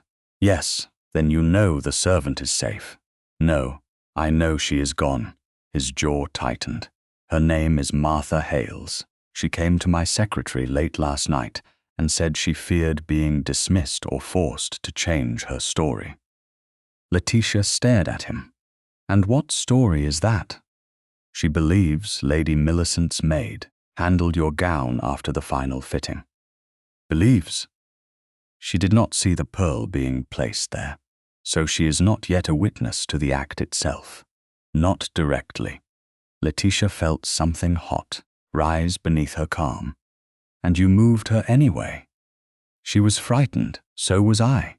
The words landed harder than she intended. Roderick went still. Letitia continued before he could answer. At the assembly rooms, you told me there might be a witness. You said you could hide her. I told you not to hide anything in my name. I remember. Then why did you do exactly that? Because by midnight it became clear she was at risk of being dismissed before she could speak freely. At risk from whom? Millicent. Possibly Crispin. Possibly. Letitia repeated the word quietly. So you made a decision based on what you feared might happen? Yes. And you did not tell me? No. Why? Roderick looked at her for a long moment. Because I thought speed mattered more than permission. There it was. Not cruelty. Not arrogance in the obvious sense. Something more dangerous because it sounded reasonable. Letitia moved closer to the table between them. My aunt decides what I may endure. Lord Weatherby decides what I may own. Must your grace now decide what truth I may know? The room became silent. Mrs. Bell's needle stopped. Roderick did not defend himself. That made the anger in Letitia hurt more, not less. I was trying to protect both of you, he said at last. That is the word everyone uses. His eyes sharpened. What do you mean? Millicent protected me by arranging my marriage. Crispin protected me by offering forgiveness for a theft I did not commit. You protected me by moving a witness and deciding I could learn about it afterward. That is not the same. No, your reasons are kinder. She held his gaze. But I am still the last person informed about my own life. Roderick's face changed. A small withdrawal, almost invisible. Letitia saw it because she had spent years noticing what others missed. You are right, he said. She had not expected the words. Do not say that merely to end the argument. I am not. Then tell me where Martha Hales is. He hesitated. That hesitation told her everything. You still will not. I cannot disclose her location without her permission. Letitia laughed once, without amusement. Now permission matters. The words struck him. He looked away briefly. Yes, convenient. No, his voice lowered. Late. Letitia felt the anger begin to settle into something colder, disappointment. She had trusted his restraint, trusted the way he had asked, before examining her gown, before allowing an attendant to touch the hem, before speaking over her in a room eager to hear his voice instead. She had thought that made him different. Perhaps he was. But difference did not erase harm. I will not continue like this, she said. Like what? As a case managed by stronger people. You are not a case. Then stop treating me like one. He absorbed that in silence. Letitia turned toward Mrs. Bell. Tomorrow I am going to Winchester. Mrs. Bell looked up. For what purpose? To see Mrs. Vale, to reconstruct the fitting myself, and to find out who had access to the gown after she left. Roderick spoke at once. You should not go alone. Letitia looked back at him. I will not. Mrs. Bell will come. Mrs. Bell blinked. Apparently I will. Good, Letitia said. Roderick exhaled slowly. There are people who may try to intimidate you. Then I will know who they are. Letitia. It was the first time he had used her given name without formality. The sound stopped her for one heartbeat. He seemed to realize it at the same moment. Neither commented. I am asking you to be cautious, he said. You are asking? Yes. The correction was quiet, intentional. Too late to repair what had happened, but not too late to matter. Letitia looked at him. Then my answer is that I will be careful. But I will go. He nodded. Very well. Mrs. Bell resumed her stitching. A remarkable day. 2 adults have disagreed without one of them fainting. Letitia almost smiled. Roderick did not. There is one thing you should know before you leave tomorrow, he said. What? Crispin has already begun telling people that the missing servant was bought off. Letitia's expression hardened. By you? Yes. And therefore by me? Yes. She looked down at the newspaper. The rumor had moved ahead of them again. Then every hour we hide behind private arrangements makes his story stronger. Roderick's face tightened. He knew she was right. Letitia reached into her pocket and closed her fingers around the silver thimble. Not for comfort, for memory. Her mother had taught her that badly joined cloth puckered under pressure. So did lies. Pull the right thread and the whole seam revealed itself. I will find out who touched that gown, she said. Roderick watched her. And if you do, Letitia lifted her eyes. Then this time, I decide what happens next. The road to Winchester was still damp from overnight rain when Letitia left Thornby Hall. Shortly after 9 the next morning, accompanied by Mrs. Bell and a maid seated opposite them in the carriage. She had slept badly, but not from fear. Her mind had been too busy arranging facts. The gown had been finished before 4 o'clock. Mrs. Vale had left soon after. The dress remained downstairs for nearly an hour. Lady Millicent's maid had been named as the person expected to carry it upstairs. The hem had been reopened. A pearl had been stitched inside. Then, before anyone asked Letitia a single question, a confession had already been prepared. The sequence was no longer a blur. It was a pattern. Letitia watched the wet fields pass beyond the carriage window and resisted the urge to reach for the silver thimble in her pocket. She did not need comfort. She needed clarity. Mrs. Bell glanced at her. You are very quiet. I am counting. Sheep? Lies, Mrs. Bell smiled faintly. More difficult. They move faster. Letitia looked back toward the road. I keep thinking about what Roderick said. The pearl had green restoration silk attached to it. The altered hem was closed with different thread. Someone had time. Someone knew where the gown was. Someone expected the pearl to be found, and someone expected you to confess. Before I knew there was anything to confess to. Mrs. Bell's expression sobered. That is the part I dislike most. Letitia did not answer. It was the part she feared most as well. The accusation had not been improvised. It had been waiting for her. Mrs. Vale received them in the workroom behind her Winchester shop, where 3 apprentices were bent over gowns near the tall windows. The room smelled of starch, silk, beeswax, and damp wool from the cloaks hanging by the door. Letitia had always liked the place. Work was visible there. Nothing pretended to become beautiful by magic. Every seam had a maker. Every alteration left evidence. Mrs. Vale closed the door to the back room and looked at Letitia. You came without his grace? Yes, good. Mrs. Bell raised an eyebrow. Mrs. Vale shrugged. He notices well for a man, but this is women's work. Letitia almost smiled. I need to know exactly what happened after the final fitting.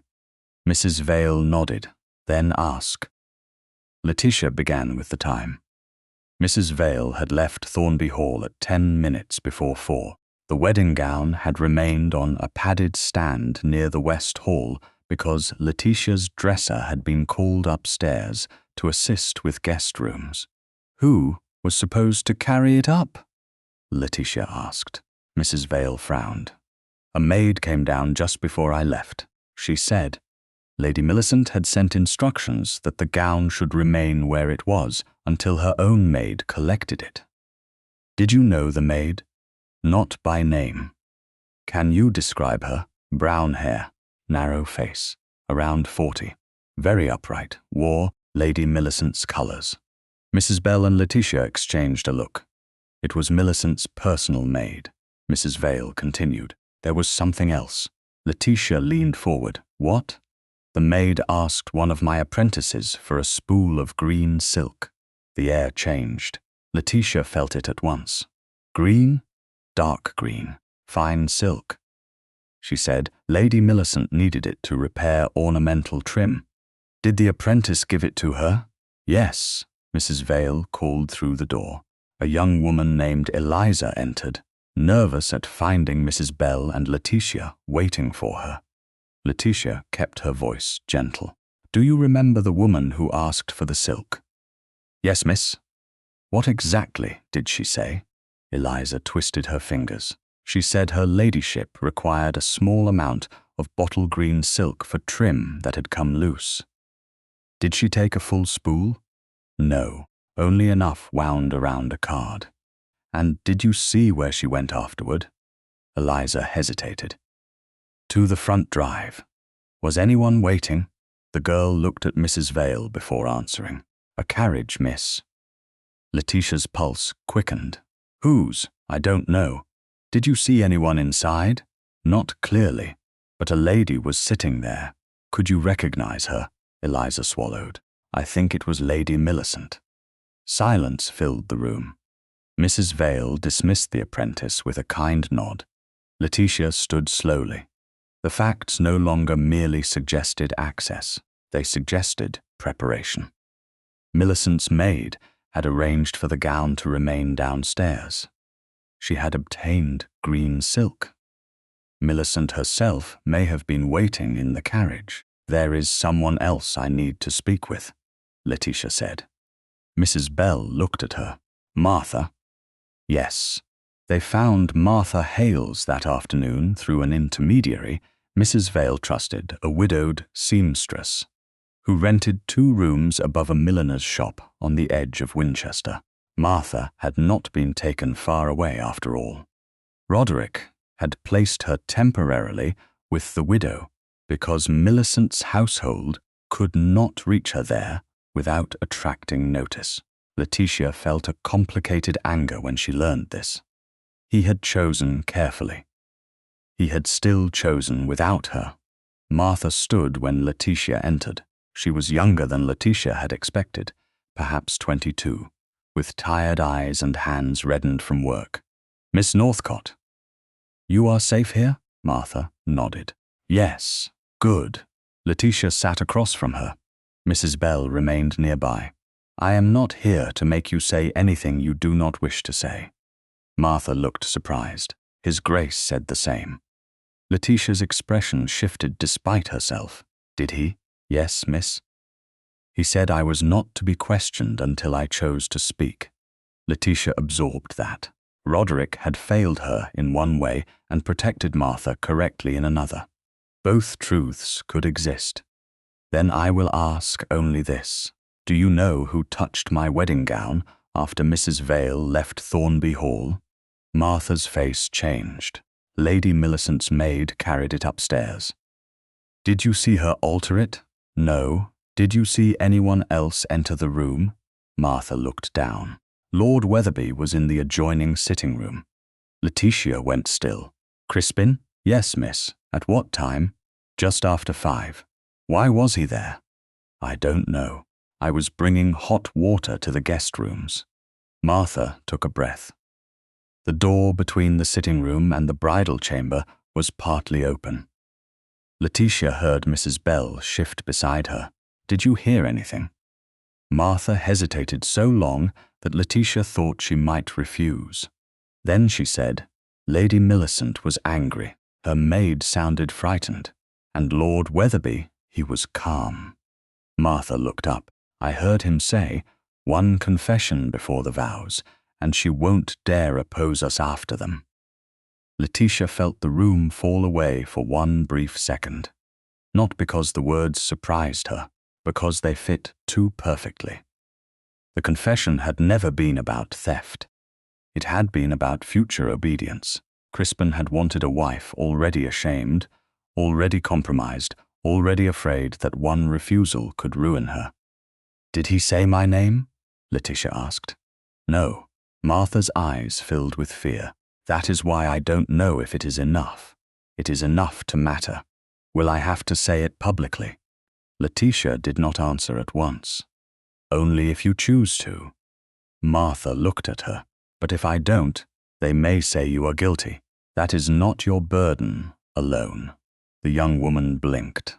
Letitia continued, "You will not lose your livelihood because you told the truth. Mrs. Vale has agreed to take you on temporarily, if you wish. Your wages will not depend on whether you testify." Martha stared at her. "Why would you do that?" Letitia thought of the bridal chamber, the confession, the pearl, the way fear had been used as a tool. Because frightened people should not be cornered into saying what powerful people want. Martha lowered her head. When Letitia left the building, a folded note waited in the carriage. Roderick's handwriting was unmistakable. She opened it. 4 lines. No defense. No instruction. No explanation. No instructions. No arrangements. Only this. I was wrong.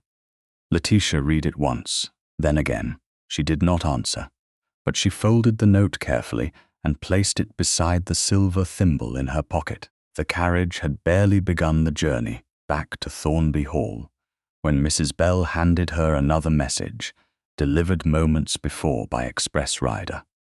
This one carried Millicent's seal. Letitia broke it.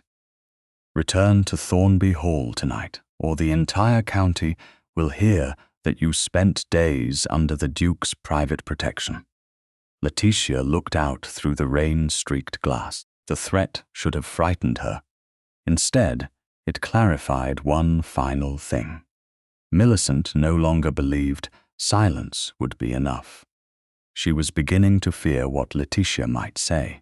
Letitia returned to Thornby Hall before dusk, not because Millicent had ordered her to, but because she had decided that threats grew more powerful when answered from a distance.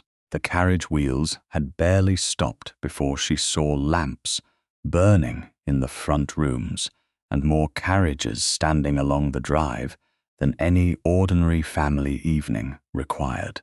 Mrs. Bell looked through the window and sighed. Your aunt has arranged an audience. Of course she has.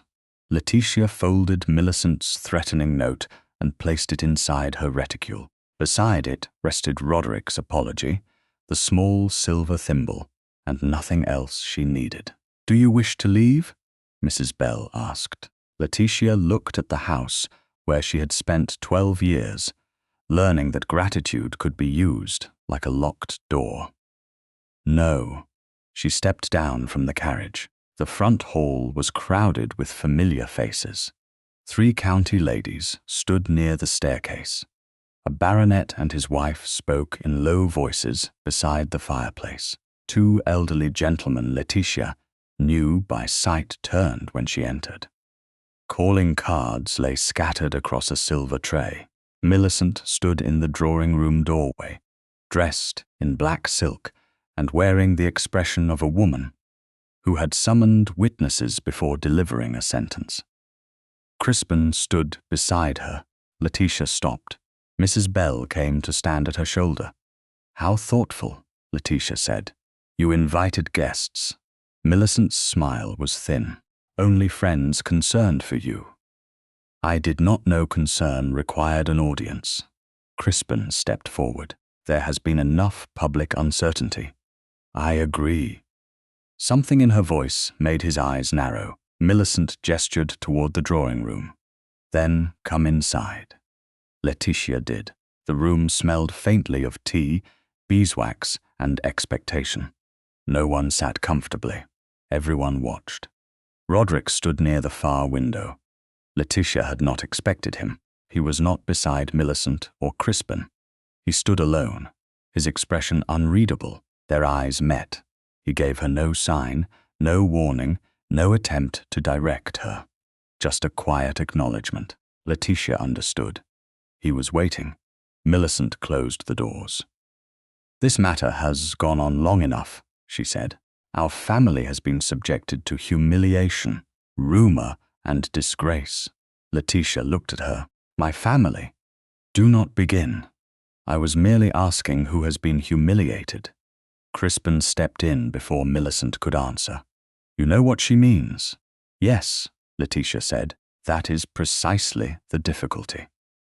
He moved closer, carrying himself with the polished patience he used when he wanted others to believe he was the reasonable person in the room. I have come to make one final offer. A woman near the sofa shifted eagerly. Letitia almost felt sorry for her. She would be disappointed by the evening. Crispin continued. Despite everything that has happened, I am still willing to marry you.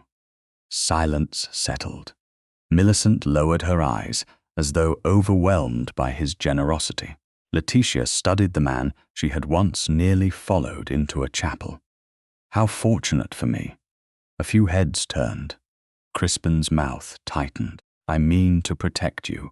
From what? From society. The same society now listening to this conversation? No one moved. Crispin glanced around the room, then back at her. You are making this harder than necessary. That has been said to me before. Millicent intervened. Letitia, listen to him. I am listening. Crispin drew a folded paper from his coat. Letitia recognized the gesture before he opened it. Another confession.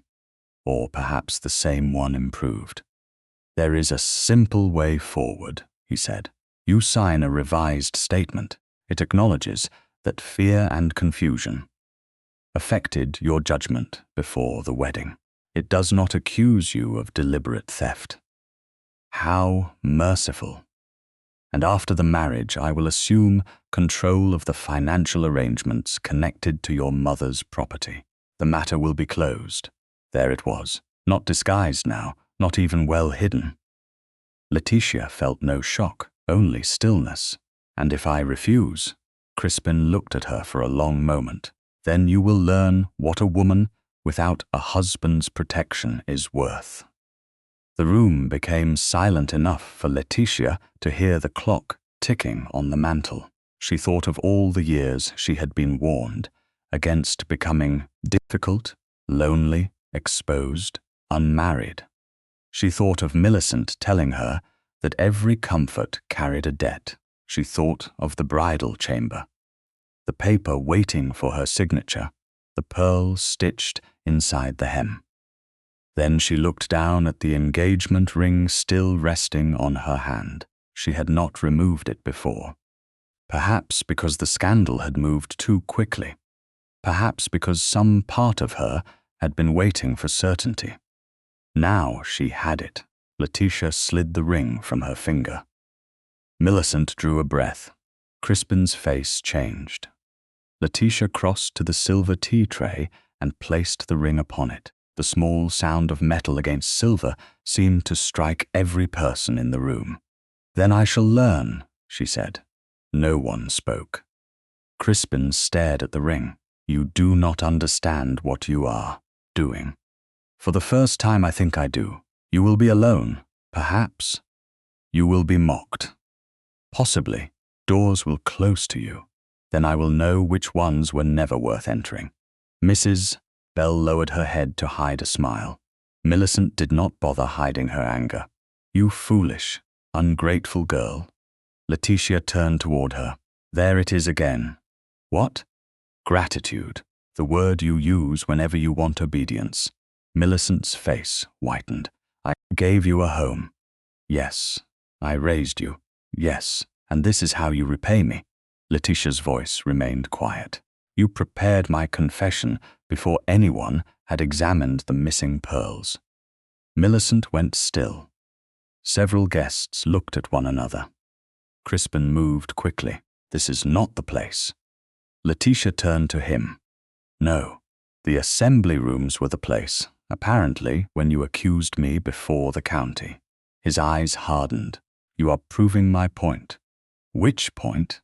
"That you are reckless without guidance, and you are proving mine." The words came calmly. "You never wanted a wife. You wanted leverage." Crispin's composure slipped. "Careful." Roderick moved then, not in front of Letitia, not between her and the room. He came to stand several feet to her right and stopped. Letitia noticed the difference immediately. He had learned. Crispin noticed too. "Your Grace," he said coldly, "will you allow this spectacle?" Roderick looked at Letitia. "It is not mine to allow or forbid." Crispin's face darkened. Millicent turned on Roderick. "You have encouraged this behavior from the beginning." "No," he said. "Miss Northcott has shown very little need for encouragement." Letitia glanced at him. His expression did not change, but something in her chest eased. Not because he had rescued her, because he had not. Millicent took another step. "The maid who betrayed this household will never find respectable employment again." Letitia's attention snapped back to her aunt. "Do not threaten her." "I did not threaten anyone." "You just did." "I stated a fact." "Then let me state one." Letitia's voice sharpened for the first time. "Martha Hales already has temporary work with Mrs. Vale. Her wages do not depend on whether she testifies. She will not be left destitute because she frightened the wrong people." Murmurs moved through the room. Millicent stared at her. "You arranged that?" "Yes." "With the Duke's money?" Crispin asked. "No." Letitia met his eyes. "That is why your accusation fails." Roderick said nothing. The silence worked in her favor. Crispin looked toward him anyway. "And what exactly does your Grace intend now?" Roderick did not answer Crispin. He looked at Letitia. "What do you want done?" The question stopped her, not because she had no answer, because he had asked before acting, in front of everyone. Letitia looked around the room.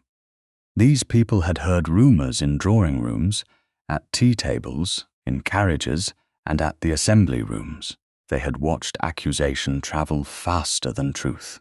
She thought of the pearl, the altered hem, the green silk, Martha's fear, Crispin's sentence through a half-open door, one confession before the vows. "I want the truth heard where the lie was repeated," she said. Roderick inclined his head. Then we will arrange that. We? Letitia asked. Something almost warm entered his eyes. Only if you permit it. She held his gaze for one quiet second. I do. Millicent turned away sharply. Crispin looked at the ring on the tray and seemed to understand at last that he had lost more than a bride. He had lost control of the story. Before anyone could speak again, hurried footsteps sounded in the corridor. Roderick's secretary entered, carrying a sealed note, and spoke quietly to him. Roderick read it. His expression changed. Letitia saw it immediately. What is it? She asked. He looked at her. The Brackenhurst restorer has arrived. The room seemed to tighten around the words. And? Letitia asked. Roderick held her gaze. He examined the pearl. No one breathed. What did he say? Roderick folded the note once. He said it was cut from the missing section before it ever entered your hem. The Brackenhurst restorer arrived at Thornby Hall the following morning, carrying a leather case, 3 sealed notes, and the careful expression of a man who knew that aristocratic families often preferred beauty to truth until truth became unavoidable. His name was Mr. Elias Merton, and he had spent more than 30 years repairing jewelry, silver settings, and ceremonial ornaments for noble houses across southern England. Letitia met him in the morning room with Mrs. Bell present, along with Roderick, his secretary, Mrs. Vale, and the steward, who had first checked the ornament after its arrival. Lady Millicent had refused to attend. Crispin had sent word that he considered the examination prejudiced because the restorer was employed by the Duke. Roderick had read the message once, then placed it aside without comment. Mr. Merton opened the velvet case containing the damaged Brackenhurst ornament and set the loose pearl beside it on a square of dark cloth. He worked without drama. Letitia was grateful. This section was restored approximately 7 years ago, he said. The pearls were reinforced from behind with bottle green silk because the original backing had deteriorated. I chose the color myself. It was not visible when the ornament was worn. Mrs. Vale leaned closer, and the fiber attached to the pearl, the same type. Mr. Merton adjusted his spectacles.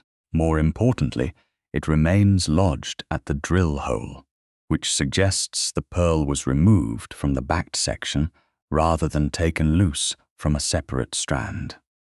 Letitia looked at Roderick. So the pearl in my hem came from the ornament. Yes, Mr. Merton said. I would say so with confidence. Mrs. Bell folded her hands. And could it have fallen naturally into the gown, Mr. Merton's mouth tightened. Not unless the gown was beneath the ornament at the precise moment the pearl was cut free. And then someone somehow managed to sew the pearl into the hem by accident.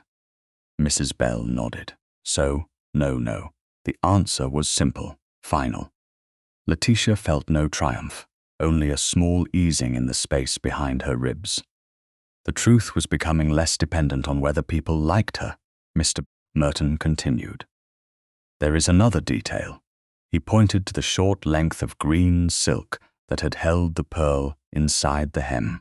This appears to have been taken from the same restoration material. Mrs. Vale frowned. Not merely a similar green, the twist and weight are consistent. I would want the full backing before making an absolute declaration. But I see no reason to pretend the resemblance is slight. Letitia thought of the apprentice in Winchester, the bottle green silk requested by Millicent's maid, the carriage, waiting outside, the gown held downstairs for nearly an hour. Then someone had access, not only to my dress but to the restoration materials. Roderick's gaze sharpened, or to silk removed from the ornament itself. Mr. Merton nodded. Precisely. The sequence began to close around the lie. The ornament was altered. One pearl was removed. Green silk was obtained. Letitia's hem was opened and re-sewn. The confession waited before she had admitted anything. Mrs. Vale placed the wedding gown across the long table. Now the stitching. She showed Mr. Merton the original ivory hem and the altered section. He did not claim expertise beyond his trade, but Mrs. Vale did not need him to. "My original work angles upward," she said. "The replacement stitches enter from the wrong side and pull harder. Whoever closed the hem wanted the outside undisturbed." Letitia slipped her mother's silver thimble onto one finger and made 3 demonstration stitches on muslin. Roderick watched. He had seen her do it before, but this time there was something different in his attention. Less curiosity, more respect. Mrs. Vale set Letitia's sample beside the altered hem, not the same hand. Mr. Merton looked between them. Then the pearl was removed, deliberately, transferred, secured in the gown, and concealed until discovery. Silence settled. The word deliberately changed everything. Roderick opened a second envelope. "There is also the pearl found in Miss Northcott's reticule." Mr. Merton examined it next. The room waited. He turned it beneath the light, checked the drill hole, then set it down. "This one has no green fiber. No trace of the restoration backing." Letitia looked at him. Could it still belong to the same ornament? Possibly. Pearls can be similar, but I cannot connect this one to the restored section. So the second pearl proves nothing. Nothing beyond the fact that it is a pearl. Roderick's jaw tightened. Exactly. His secretary then brought out the note Crispin had presented at the assembly rooms. Along with a genuine short letter, Letitia had written weeks earlier to Mrs. Bell. The paper, ink, and handwriting were compared without pretending to use modern certainty. The differences were visible even to Letitia. The false note formed several letters with sharper downward strokes. The capital L was wrong. The paper itself came from a stationer used by Weatherby House, not Thornby Hall. It is not proof of authorship, Roderick's secretary said carefully, but it is enough to make the claim of authenticity doubtful. Letitia looked at the note that had made a room full of people question her character. Doubtful is not the same as disproved. "No," Roderick said, "but neither is accusation the same as truth." She met his eyes. The words echoed the first day in the bridal chamber when he had refused certainty because certainty had not yet been earned. Mr. Merton packed away his tools. Mrs. Vale left soon after. The steward returned to his duties. By late afternoon, only Letitia, Roderick, Mrs. Bell, and the open door remained in the drawing room. A maid moved occasionally through the corridor beyond. Propriety was intact. So was the distance between them. Letitia stood beside the window. "Tomorrow will be worse before it is better." "Probably," Roderick said. "You are remarkably poor at comfort. I would rather be accurate." "I know." She looked down at the garden below. "Martha may still refuse to testify, yes, and Millicent will call Mr. Merton your employee. She already has. Crispin will say you arranged everything because of me." Roderick was silent for a moment. "Yes," Letitia turned. "You see the difficulty, very clearly, and yet you still intend to stand there. If you permit it." The wording mattered. She heard that before anything else. He had learned to ask. Roderick took one step closer, then stopped at a proper distance. "There is something I need to say before tomorrow." Letitia waited. "I believed protecting you meant choosing the safest path before you could be harmed." "I was wrong." She did not interrupt. "I protected my idea of safety, not your right to stand inside the truth." His voice remained steady, but the restraint cost him something. She could see it. "You told me not to hide anything in your name, and I decided I knew better. I do not expect forgiveness because my intentions were good. Letitia looked at him carefully. Most people apologize by explaining why they were justified. Then, I have the advantage of having no such explanation. You had reasons. Reasons are not permission. The answer struck her more deeply than any grand declaration could have done. He had listened, not merely to her anger, but to what it had required of him afterward. You were right to protect Martha, Letitia said. You were wrong to exclude me. Yes, both things are true. Yes, there was no argument in him now, no attempt to escape complexity. Letitia looked away briefly, then back. I have not forgotten. I would not ask you to, and I have not entirely forgiven you. I know. You seem very calm about that. I am not. Something in his voice made her still. Roderick's expression had not changed much, but his eyes had. The anger she had seen at the assembly rooms was gone. In its place was something quieter and more dangerous. Attachment, disciplined almost to silence. He did not say it. She was grateful. A confession of feeling now would have complicated what tomorrow required. He seemed to understand that too. May I ask one thing? He said. Yes. May I stand beside you tomorrow? Letitia held his gaze. He could have arranged the room, summoned witnesses, silenced Crispin, used his rank to command attention. Instead, he was asking for a place. Not the center, not the lead. Beside her. Beside me, she said. Not before me. Agreed. The answer came without hesitation. For one quiet moment, neither of them spoke. Mrs. Bell, seated near the fireplace with her needlework, kept her eyes lowered with suspicious concentration. Letitia's almost smiled. Then a footman appeared in the doorway. Your Grace, Miss Northcott. A carriage has arrived from Winchester. Roderick turned. Who is it? The footman hesitated. Martha Hales.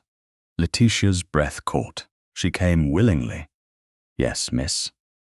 The footman looked toward Roderick, and Lady Millicent saw her carriage enter the drive. Silence followed. Somewhere upstairs, a door closed sharply. Letitia looked at Roderick. He did not move ahead of her. He waited. She's understood the question without words. This time, the choice was hers. Take me to Martha, she said. Roderick inclined his head. Beside you. The Winchester assembly rooms were fuller than they had been 3 days earlier. Though no invitation had mentioned scandal, by late afternoon, nearly every family that had heard the accusations against Letitia Northcott had found some reason to attend the county subscription gathering. Candles burned in the chandeliers. Rain tapped softly against the tall windows. Conversation moved in low currents until Letitia entered with Mrs. Bell and Martha Hales beside her. Then the room changed. Faces turned. Fans slowed. A gentleman near the refreshment table stopped speaking in the middle of a sentence. Letitia felt the attention settle on her, but this time she did not lower her eyes. Roderick stood near the front of the room. He looked at her once, then stepped aside.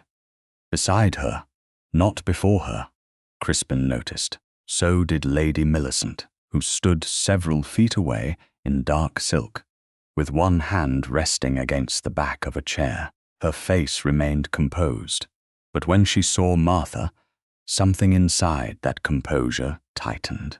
The chairman of the subscription committee had reluctantly agreed to let the matter be addressed. Because the accusations had first been repeated publicly in the same rooms, Letitia had asked for no greater privilege, only the same audience. Crispin spoke before anyone invited him to, before this becomes a performance arranged under ducal influence. I believe the room should remember one simple fact. His Grace has involved himself in Miss Northcott's affairs from the beginning. A murmur followed. Roderick did not answer. Crispin looked toward him. nothing to say. Miss Northcott is speaking for herself. The answer unsettled Crispin more than anger would have done. Letitia stepped toward the long table prepared near the windows. Upon it rested the damaged Brackenhurst ornament, the single pearl from her wedding hem. The second loose pearl allegedly found in her reticule, the unsigned confession, and the note Crispin had presented 3 days earlier. Nothing was hidden. Nothing was dramatic. That, Letitia had decided, was important. The first accusation against me began with this pearl, she said, her voice carried through the room. It was found inside the hem of my wedding gown before I was expected to enter the chapel. She placed one finger beside the small cream-colored pearl. Before anyone examined it, I was told to confess. Millicent spoke sharply. Because the evidence was obvious, Letitia looked at her, then let us examine how obvious it was. Mrs. Vale stepped forward. She brought the wedding gown and laid the altered section across the table. I made this gown, she said. The original hem was sewn with ivory silk.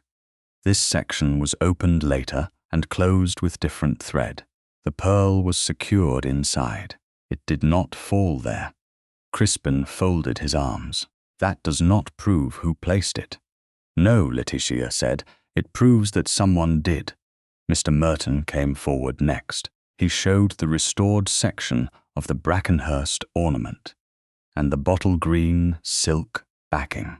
The pearl removed from Miss Northcott's gown still carried fibers from this restoration material at its drill hole. The thread securing it in the hem is consistent in twist and weight with silk taken from the same backing. A woman near the wall whispered, "So it came from the ornament." Mr. Merton nodded. "Yes." Crispin gave a short laugh. "A man employed by the Duke identifies the Duke's own jewelry. How convenient." Roderick remained silent. Letitia did not. "Then perhaps the second pearl will interest you." She indicated the one Crispin claimed had been found in her reticule. Mr. Merton lifted it. "This pearl carries no trace of the green restoration backing. I cannot connect it to the restored section." Crispin's face changed slightly. "You cannot prove it did not come from the ornament." "Nor can you prove it did," Letitia said. "Yet you presented it as certainty." She lifted the false note next. The paper used for this message came from a stationer associated with Wetherby House. The handwriting differs from mine in several repeated forms. That alone does not prove who wrote it. It does prove that calling it unquestionably mine was dishonest. Crispin stepped closer. "You are choosing whatever interpretation favors you." Letitia looked at him. "No, I am refusing the interpretation that was chosen before I was allowed to speak." Silence followed. Then Martha moved forward. Her face was pale, but her voice held. "I saw Lady Millicent's personal maid arrange for the wedding gown to remain downstairs after the dressmaker left. I later saw the gown carried upstairs. Lord Wetherby was in the adjoining sitting room." Millicent's hand tightened on the chair. Martha swallowed. I heard him say, "One confession before the vows, and she won't dare oppose us after them." The room went utterly still. Crispin's face hardened. A servant's memory, purchased with employment. Martha flinched. Letitia spoke before he could continue. Martha was offered temporary work before anyone knew whether she would testify publicly. Her wages do not depend on what she says today.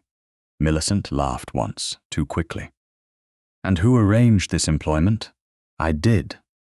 "With the Duke behind you?" "No," Letitia held her gaze.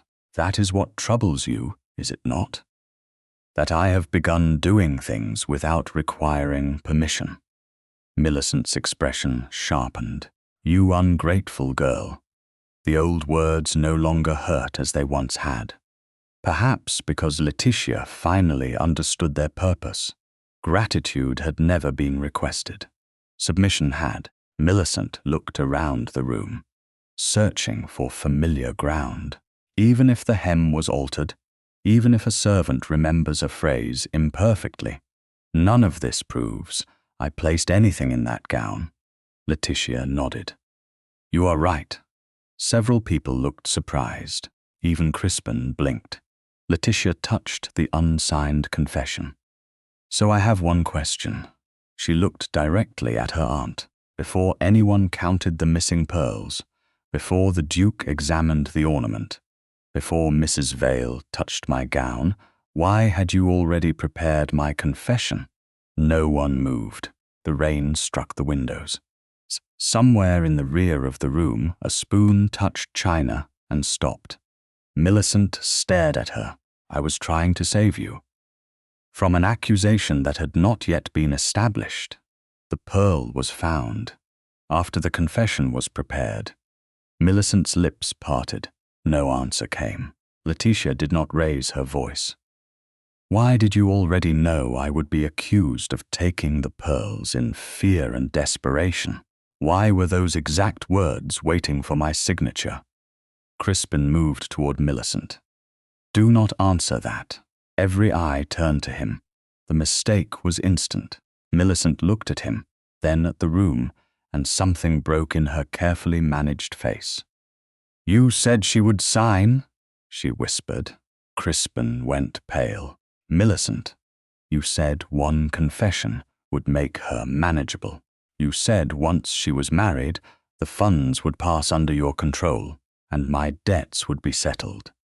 A murmur rose like wind through leaves. Crispin stepped back. She is lying to save herself. Millicent turned on him. You chose the wording. You said fear would sound forgivable. You said society would admire you for marrying her anyway. Crispin looked toward the doors as though calculating whether leaving would be worse than staying. Letitia felt no triumph, only the strange quiet that comes when a truth long buried finally reaches daylight. Roderick spoke then, and because he had waited, the room listened. Lord Weatherby, you will receive no political support, introduction, or hospitality from any Ainsworth household. I will not use my title to conceal what occurred here. Crispin's face tightened. Roderick turned to Millicent. Independent trustees will be asked to examine every financial arrangement concerning Miss Northcott's property. You will have no further control over her funds or household decisions. Millicent sank into the nearest chair. Letitia looked around the room. These were the same people who had watched her accused. Some had whispered, some had believed, some now looked ashamed. She did not need their applause. She needed only one truth to remain untouched. I was not innocent because a duke believed me, she said. I was innocent before he entered the room. No one answered. There was nothing to add. Later, after the witnesses had spoken privately with the appropriate solicitors and the room had emptied into carriages and rain, Letitia stood near the same window where the first false evidence had been presented against her. Roderick approached but stopped several feet away. When enough time has passed for this question to belong to neither scandal nor gratitude, he said, may I call upon you? Letitia looked at him. He did not ask as a duke demanding an answer. He asked as a man who had finally learned that standing beside someone meant waiting for her choice. You may ask again tomorrow, she said, and for the first time since the chapel bells had stopped, Roderick smiled. The next morning, Roderick asked again. He did not arrive with flowers large enough to be discussed in drawing rooms, nor did he send a jeweled token that society might mistake for possession. He came to Thornby Hall at 11 o'clock, presented his card properly, waited until Mrs. Bell joined them, and asked Letitia whether he might call upon her again the following week. She said yes. That was how their courtship began. Not with rescue, not with scandal, and not with gratitude, with permission. Over the months that followed, Roderick called at proper hours and never stayed beyond what convention allowed. They walked through the conservatory with Mrs. Bell several paces behind them. They spoke in the drawing room, while servants moved openly through the adjoining hall. He wrote letters that asked questions rather than supplied answers, and he never demanded a reply. Sometimes Letitia answered the same day. Sometimes she waited. He learned not to interpret silence as surrender, fear, or rejection. He simply waited until she chose to speak. Society did not become kind overnight. That would have required a miracle greater than any pearl could provide. Some people apologized. Others merely changed the subject. A few tried to pretend they had never believed the accusations in the first place. Letitia accepted none of their revisions as truth. She did not need to. The facts remained. Crispin lost the political support he had expected from the Ainsworth connection. Creditors, who had once waited politely, no longer felt compelled to be patient. Invitations became fewer. Men who had admired his polished manners now saw calculation where they had once seen charm. He was not destroyed by a dramatic sentence or dragged away in disgrace. He simply discovered what happened when a respectable reputation lost the protection of powerful men willing to overlook inconvenient questions. Lady Millicent fared differently. The independent trustees confirmed that she had no right to control Letitia's inheritance, and every future decision concerning those funds was placed beyond her reach. Thornby Hall itself passed under arrangements that prevented her from treating the household as a private kingdom. Within the year, she left to live with relatives in Sussex who were willing to receive her but not to obey her. Letitia heard that Millicent found the reduced household suffocating. She did not rejoice. She only thought that perhaps, for the first time, her aunt had discovered the difference between a home and a place where one person controls every door. Martha Hales kept her position with Mrs. Vale. At first she worked only with simple finishing, but Mrs. Vale soon discovered that Martha possessed a patient eye for hems and linings. Letitia visited the workroom more than once, and made certain that Martha's wages remained independent of any testimony she had given.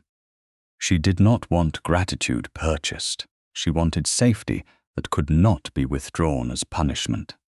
Roderick understood that distinction now. He never offered to take over the arrangement. He only asked once whether any assistance was needed. When Letitia said no, he accepted the answer.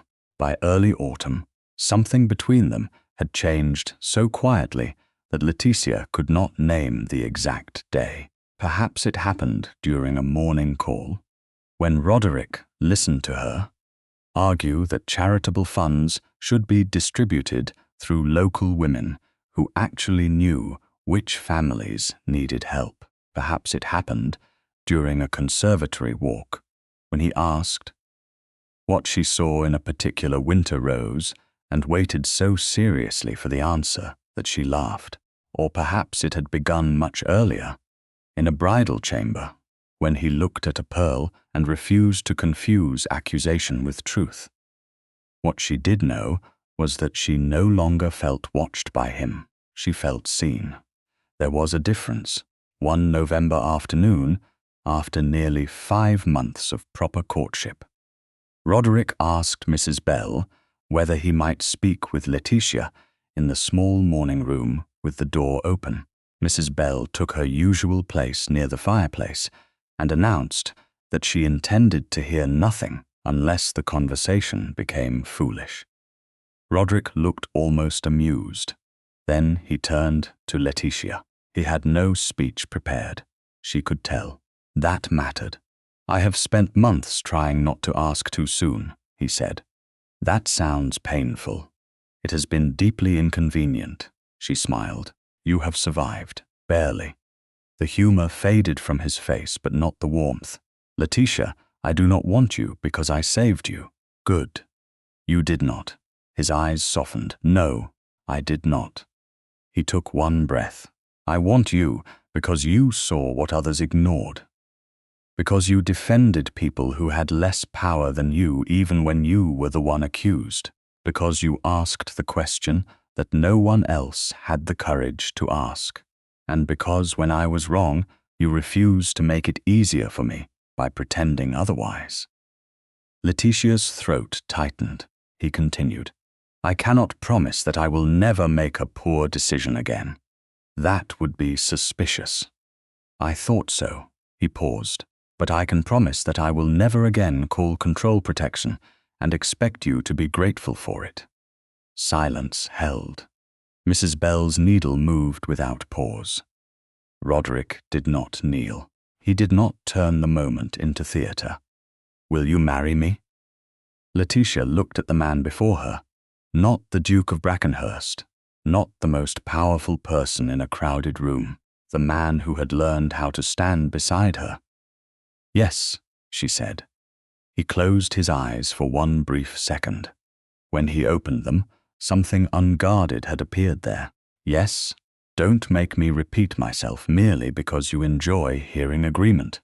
I am trying to be certain." "Then be certain," he smiled. It was still rare enough to feel like discovery. Their wedding took place the following spring, after months in which no one could claim urgency, scandal, or gratitude had made the choice for her. It was not held at Thornby Hall. Letitia chose a smaller chapel near Brackenhurst House, with Mrs. Bell, Mrs. Vale, Martha, and a modest gathering of family and trusted friends present. No confession waited on a desk. No one asked her to repay a debt. When she walked toward Roderick, she did so because she wished to. That difference transformed everything. Several months later, on a bright morning at Brackenhurst House, Letitia sat in a private sewing room overlooking the south lawn. She had become the Duchess of Brackenhurst without becoming quieter, smaller, or easier to manage. Roderick had discovered that marriage to her involved frequent disagreement and seemed absurdly pleased by it. On the table before her lay her mother's engraved silver thimble. Beside it rested the pearl that had once been stitched into her wedding hem. After the investigation ended, Roderick had asked what she wished done with it. She had not known then. Now she did. A jeweler had cleaned the pearl and set it into a simple brooch with no surrounding stones, no elaborate goldwork, nothing to disguise what it had once been. Roderick entered the sewing room and stopped beside the table. "So you kept it?" "Yes. I wondered whether you might prefer it locked away." Letitia touched the small brooch. That would give it too much power. He looked at the thimble, then at the pearl. "And where will you wear it?" "Where it can be seen." His mouth curved. "No pearl in the hem." Letitia looked up at him. No, nothing hidden. He reached toward the table, then stopped before touching the brooch. Even now the habit remained, he asked with silence. Letitia nodded. He picked it up carefully and placed it beside the silver thimble. Sunlight passed through the tall window and warmed both objects, the one that had carried memory and the one that had carried accusation. Letitia rested her hand on the table. Roderick placed his beside it, not over hers, not closing around it, simply there. Once, she had been expected to enter a marriage carrying a false confession and a secret sewn into her gown.